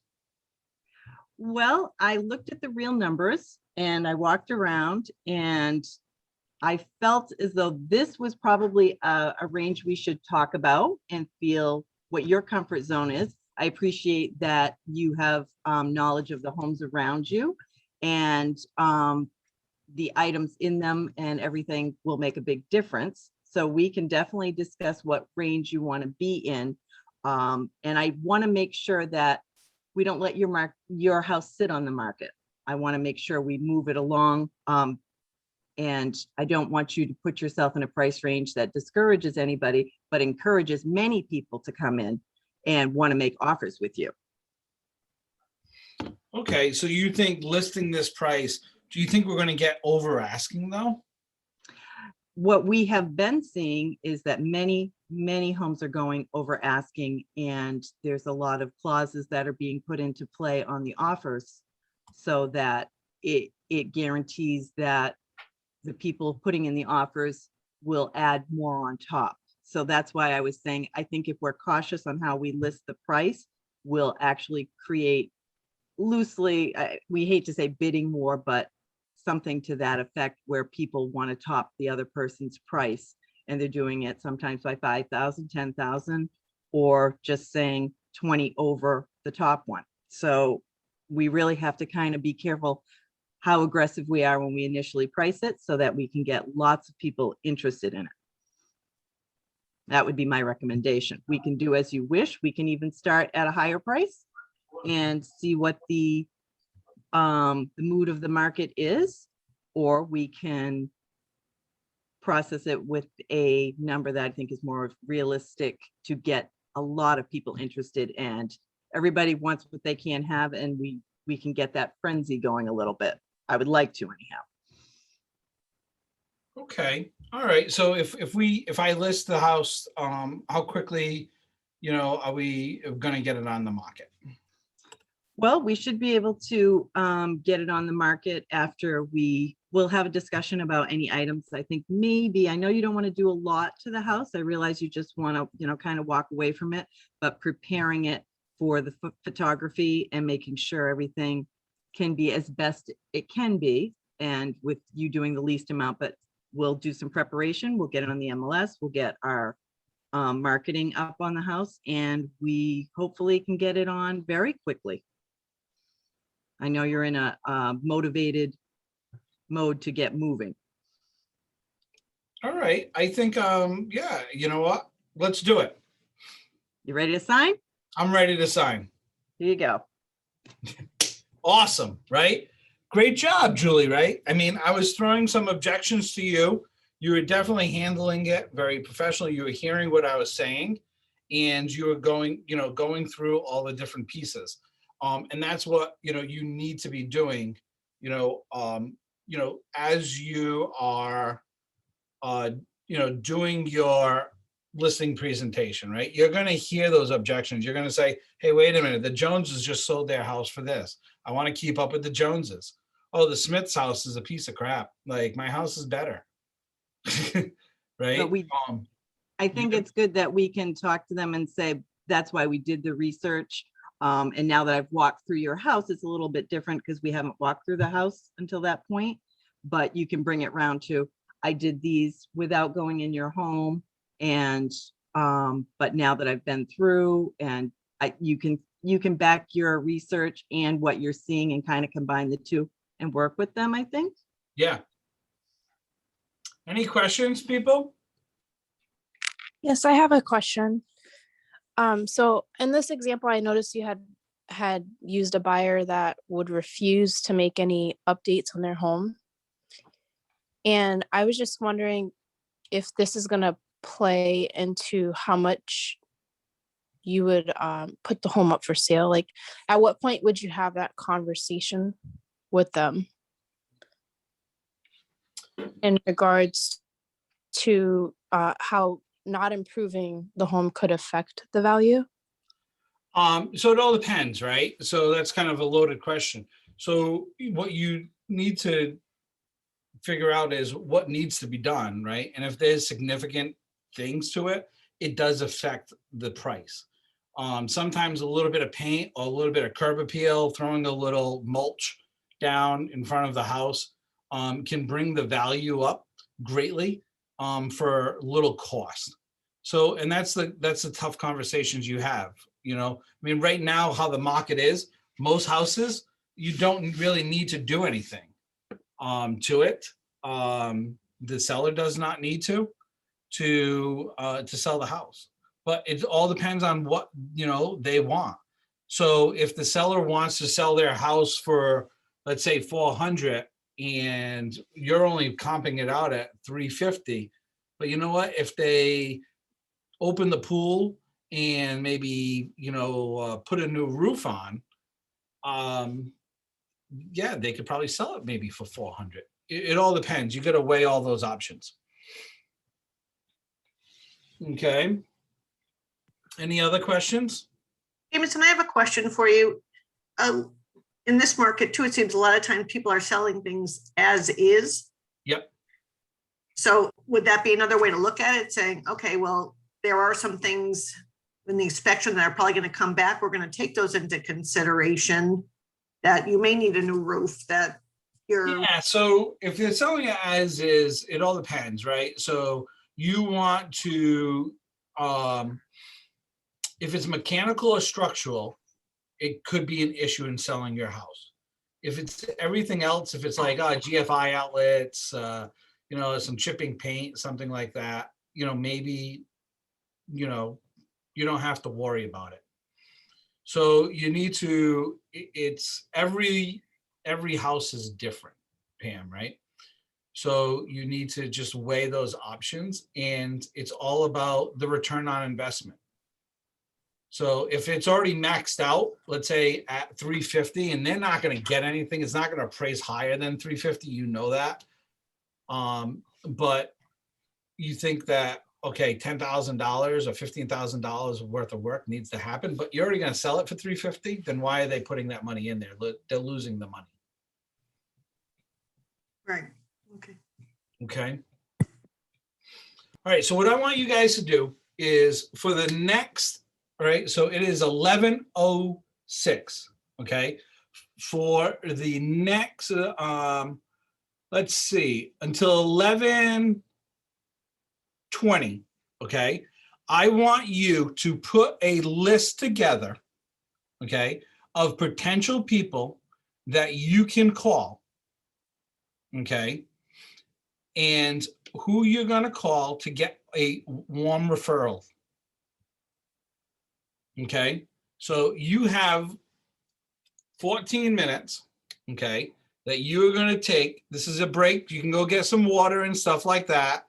Okay. If you have to go to the bathroom, do what you need to do. But this is your time to then, once you take that break, start going through your SOI, your sphere of influence, and start looking at who you're going to call to get a listing appointment. Okay. All right. Time to break. All right. Let's take a break. I will see you guys back at 11:20.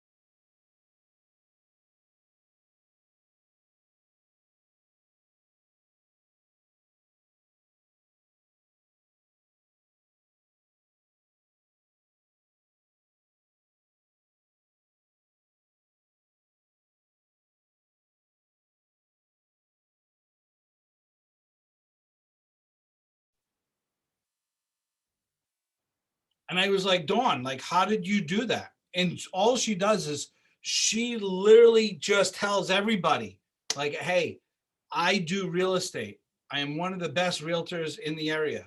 If you need me, I will help you.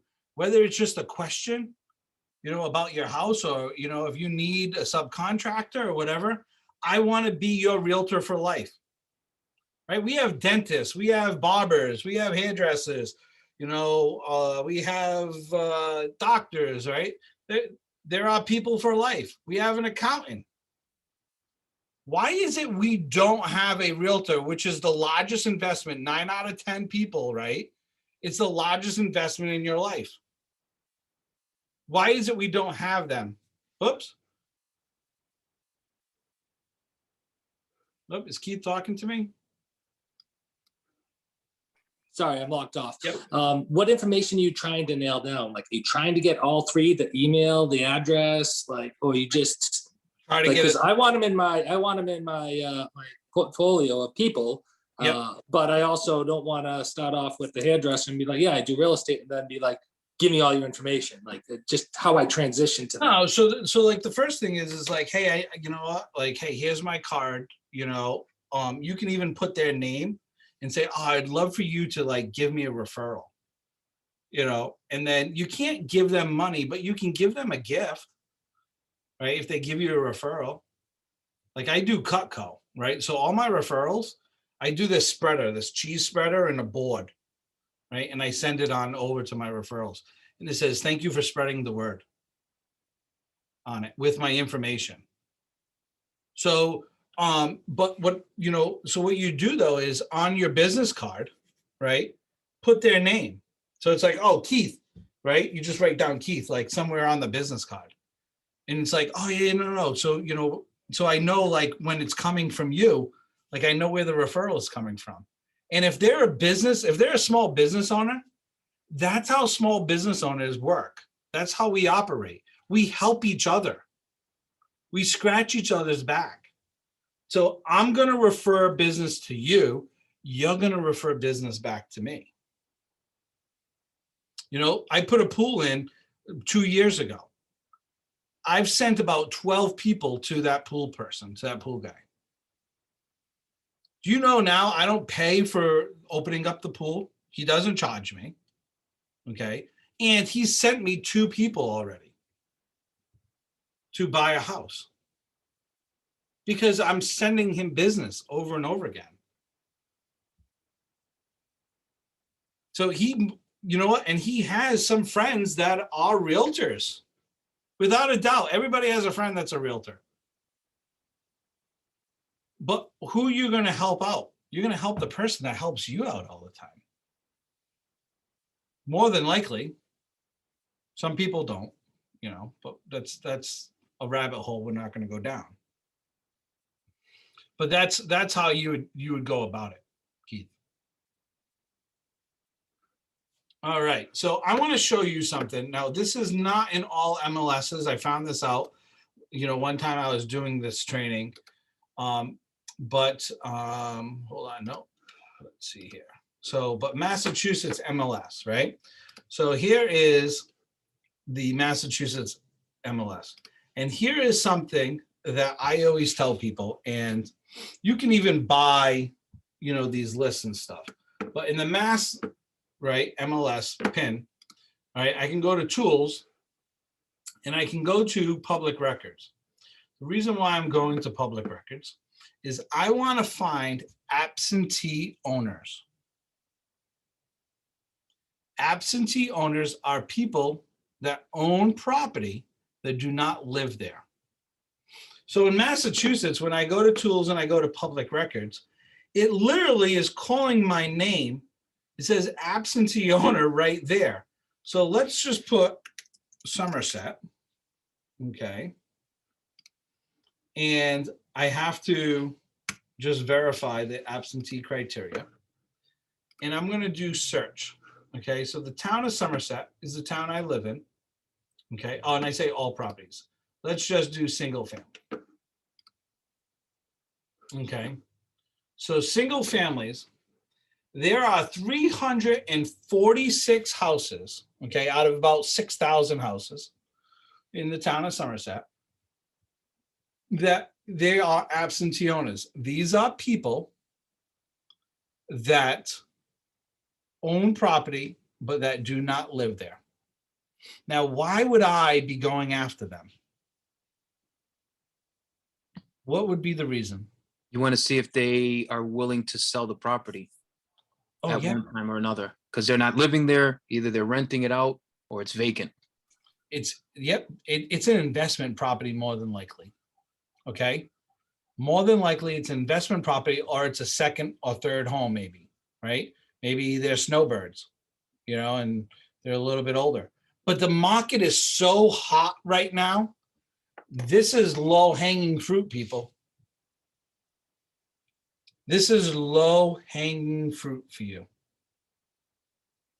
So, I can go through it and then, and I can click on Anchor Drive, and I hate Zoom because now, right? Well, let me hold on 1 second. Let me do something else here. It's 136 band. All right. Jamie, do you know if the New Hampshire MLS will have this absentee owners list available to us, or is it just for Mass? I don't know. I know Mass does.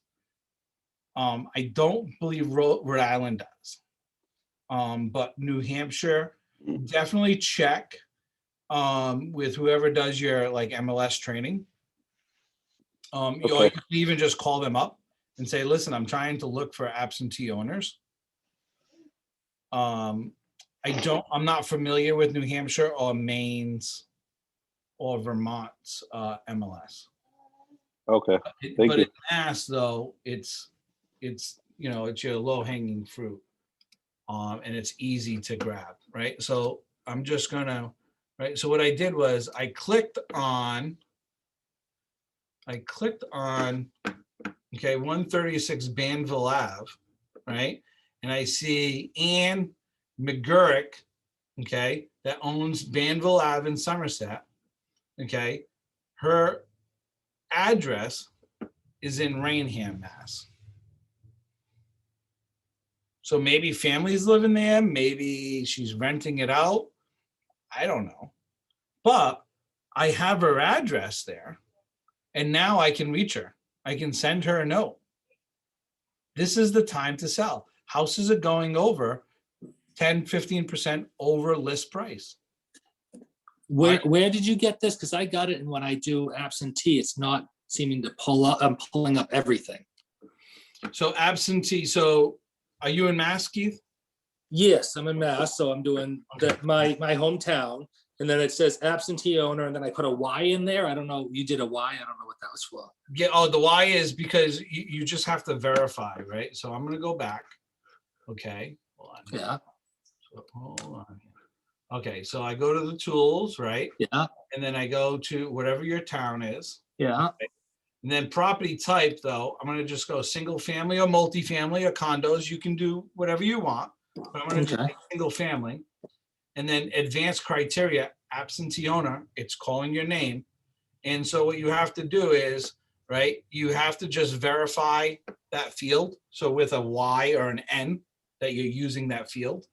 So you put a Y, and then you go search now, and then all your absentee single family owners are there. Okay. Okay. Now you can, here's another thing, all right, and Matt loves doing this, is you just download it into your command,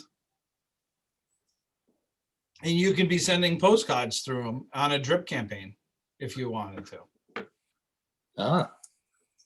Or you can be finding other information. You can then start looking up their phone numbers and adding their phone numbers, finding their emails in other different websites, and adding the information from time to time.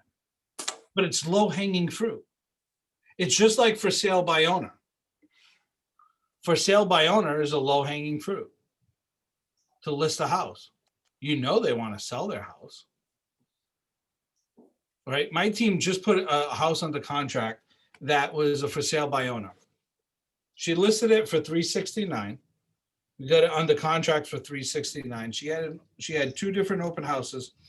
She had 4 people go through the house. She did not have a sign in front of her house. It was on one website. It was almost impossible to find. And she was wondering why she was only getting 369. She's like, but I really want like 385 for the house. I told her, I said, well, you should have hired a realtor. And she goes, yeah, but I would have had to pay $10,000 for the realtor. Okay. She still would have made $6,000 more, and probably it would have went even higher. Because more than likely, it probably would have went over 400,000 where the location is of that house. I'm sorry, I get disconnected. I asked, what sources do we use to get the phone number and the email? Good question there. So there is so many different sites, so there's like whitepages.com. There's RedX that you can use. You can buy lists through other places. So there's different things that, you just got to look. And all of them, about 20% of your emails and your phone numbers are correct. Nothing's perfect. All right, thank you. Appreciate that. I prefer True People Search. I found out of all of them, that's like the best free one that's the most accurate. Yeah, there you go, Matt. Thank you. That's the one I recommend most people use. What was it, Matt? It's truepeoplesearch.com, and I posted it in the chat. But like you said, that's probably the very best one I found, and yeah, maybe 20% accurate. I mean, it really takes some sleuth work to find people. But do you have to make sure they're not on a do not call list before you call? Yes, always, always, always, always. So work with your market center, okay, to make sure that they are not on that DNC. Do not call. Okay. That is a big hefty fine. You always, always have to cross-reference. How can we find that out on our own, just in case? Yeah. You have to have a do not call registry account. And there is a cost to it. I don't think there's any way to do it for free. There's always a cost. And there always is. So that's why the market center, typically the market center has a registration. I appreciate that. Thank you. So, yep. So, okay. So for sale by owner, okay. Your sphere of influence, okay. Your SOI. Talk to people that talk a lot, okay. Right before the pandemic, when we're all going to parties, okay, and you were hanging out, okay, either in the backyard or in the kitchen, right, at a party. That's where we hang out. Why? We hang out in the kitchen, I think, because the food is there. Hang out in the backyard because nobody wants you in the house, right? So, but what happens during those conversations? People talk, okay, and people love talking about, hey, I have a girl, I have a guy, I have a woman for that, I got a lady for that, I got a guy for that. Oh yeah, I just had my gutters cleaned. Oh my God, I got a guy that does, oh, I got to clean my gutters. Oh, I just had my gutters cleaned. I got a guy for that. Right? So people love oh, I got that person. So the more you tell, the bigger your sphere is, the more you tell people who you are and what you do will ease your referral piece. We have several agents. That's all they do. Their business is on referrals. They do, so like social media marketing and stuff like that, but they're just getting referral. Hey, my friend Victoria is going to be giving you a call.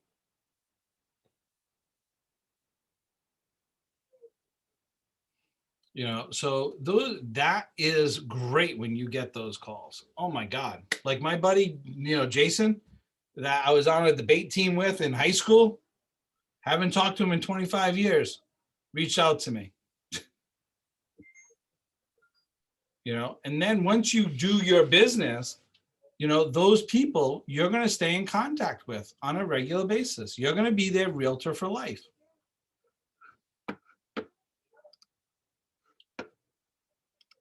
So, hold on here. I've lost my spot. I've lost my spot, everybody. Here we go. Here we go. Hold on here.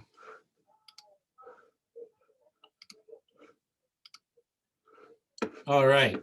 So recap. Ahas, everybody. What ahas do you have about today? What questions do you have? I have a question, Jamie. Sure. So I've been kind of prospecting around and I've been kind of trying to figure out what's better, contacting FSBOs or contacting expireds.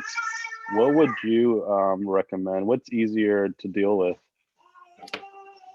All of the above. No, and the reason why I say that, right, is you don't want to put your eggs in one basket. Okay. You want to diversify, everybody. Okay. It's just like investment. You hear, you know, financial advisors all the time, diversify, diversify. You don't want to have all your eggs in one basket. Because expireds, not a lot of expireds going on right now. Okay. FSBOs, you know, most FSBOs, it's all about the return on their investment. It's about the money in their pocket. And that's the conversation you have with them. That's the script, you know, that you need to be working on. So FSBOs, expireds, absentee owners, your sphere, right? Friends, family, colleagues, all of those people, you know, previous colleagues, go to Chuck's LinkedIn page, right? No, but like your social media, right? All your, you know, the people that you've been professional with throughout the years. All of those people that you see on a daily basis, the person that pumps your gas, you know, get to know them. You know, I mean, you should know them. If you're seeing them on a daily basis, why don't you know them by their name? We've lost that. We've lost that as a society. So as a realtor, you got to bring that back. Get them, you know, find out about them. You know, who they are, where do they live, do they have kids, do they don't have kids? You know, find that out. And every time you see them, when you're going to buy milk, listen, I feel like I should buy a cow because I buy so much milk for, you know, my house. It seems like every single day I'm going to get milk. My wife texts me literally almost every other day, buy milk on your way home. But I have conversations with them. It's okay to have a conversation with people, right? And I mean, we've been stuck in a house for 1.5 years. People want that interaction. Be the person to interact. You know, knocking on doors, another thing, right? So, you know, hold on, I'm going to stop the share, right? And I'm going to do, hold on here. Let me go back to my mass, right? So, right, so here I am, okay? So now, like I have a hot sheet. It really doesn't, right? So if I go, let's say I'm not even gonna do the hot sheet. Let's go search, right? So let's do Somerset again, okay? So here's Somerset, okay? There's 13 active listings, only 13. When I first got into the business, there were about 100 active listings on a regular basis. There's only 13. But now I'm gonna go, okay? And here is 169 Vermont Ave, okay? It was listed 6 days ago. What do you think everybody on Vermont Ave and everybody driving by that lives in that neighborhood, what are they thinking? Old pictures. What's that? It's Chuck? got old pictures. It's got old pictures. Yeah, right. It does have old pictures. Well, that's listen. We know Avery. Avery is yes. Like I mean, no, but let's forget about the pictures, right? But so let's say they didn't even see it yet. Okay, on social media. How much is that gonna go for? And how much is my house worth? How much is my Yes. house worth? If that house Right? is 250. Is it gonna bring up the property value of my house, or is it gonna bring down the property value of my house? I hope it sells high. Yeah, right. Oh, I hope it sells high. Oh, wait a minute, I'm paying too many taxes. I hope it sells low. Whatever. They're thinking about the sale of that house compared to their house. Okay. And then they might even be start talking. Well, if they're selling their house for 259, which is actually really low, so there's an issue with that house. Okay. So, but if they're selling their house for 259, well, what is our house worth? So what you should be doing, and this is what we don't do as realtors, okay? Most realtors do not get taught how to leverage your listing for more leads. And like you heard Matt say it, and you're gonna hear me say it again. 10 to the left, 10 to the right, 10 across the street. Okay? You should be knocking on their doors. Okay? You cannot knock on that door that has the listing. Okay? But knock on the neighbors' doors and give them, okay, put a door hanger, knock on their door, okay, and let them know who you are and what you do. Because more than likely, they're thinking of potentially selling their house. Because like, and I'll bring back, Paul, the pool guy, right? The other day I was picking up, right, some chemicals, and he told me his neighbor just sold his house for $1.2 million. And I said, yeah. I said, Paul, I said, you live in a nice neighborhood. I said, you want to know what your house is worth? He said, no. I said, why not? He goes, because I won't be able to say no, not selling it. So he knows like, hey, my house is worth a lot and I have probably a lot of equity in it. But sometimes people can't turn down that price. So this is another way of working and building your SOI. Low-hanging fruit, everybody. Low-hanging fruit.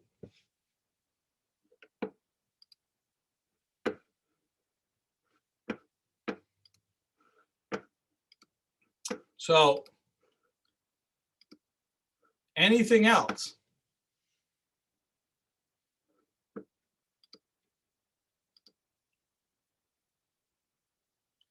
So, right? Has your thinking changed? Do you feel different? What kind of actions are you going to be doing? And then what tools are you going to start using?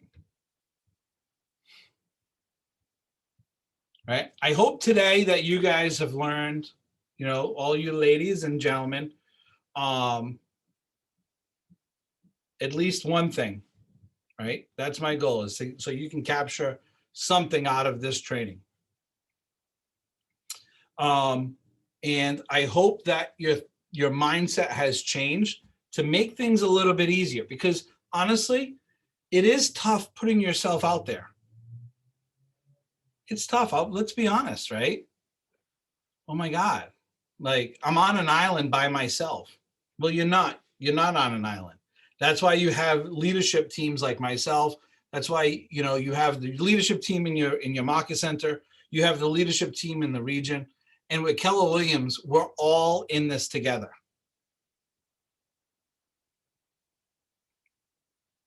Right? So you got to figure out what your big why is.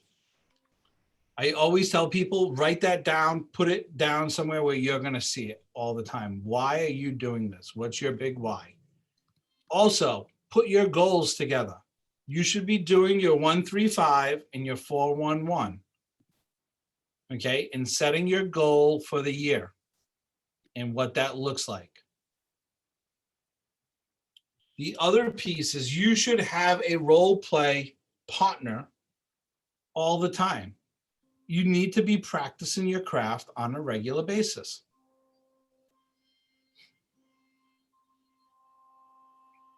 Right? Figure out what those common, pieces are with that person that you want to partner up with.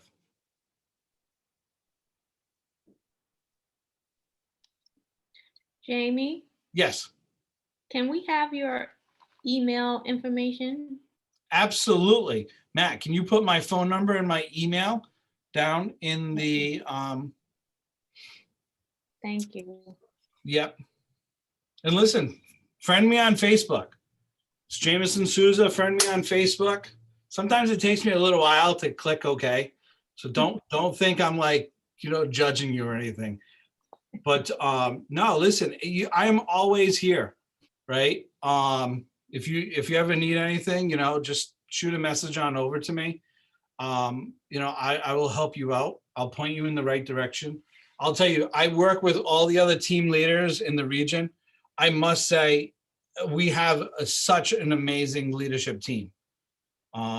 So definitely lean on your team leaders, lean on your agent of service people like Matt.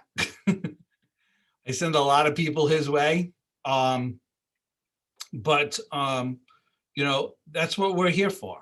That's the value, right? We talked about it earlier, right? Is the value you bring, okay, to your client. Well, the same thing, leverage the market center and the value that the market center brings to your business. So because when people are going into business with you, they're not just going into business with you. They're going into business with you, with the best and largest real estate company in the country. And that's the power of Keller Williams and the power that you're going to bring to your clients. It's the value proposition. More than ever, right? I just talked about my hometown, 13 active listings. 13 active listings. One listing, she took a picture when it was snowing out in January, and she has that listed right now. More than likely, it's going to sell, right? When I first started this business, it was over 100 listings all the time. So imagine if you had, right? If you were, you come into my hometown and you list, let's say you have 5 listings there. You almost have 50% of the market share.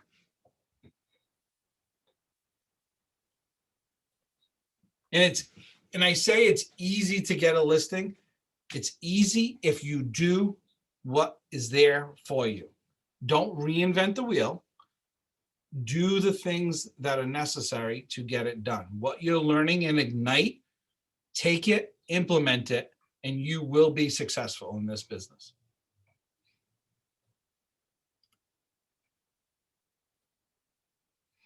All right. So the last thing is, right, I want you to add 10 contacts. Okay. Have 10 conversations today. Do 10, everyone 10 handwritten notes. Okay. And figure out how you are going to preview 10 houses this week.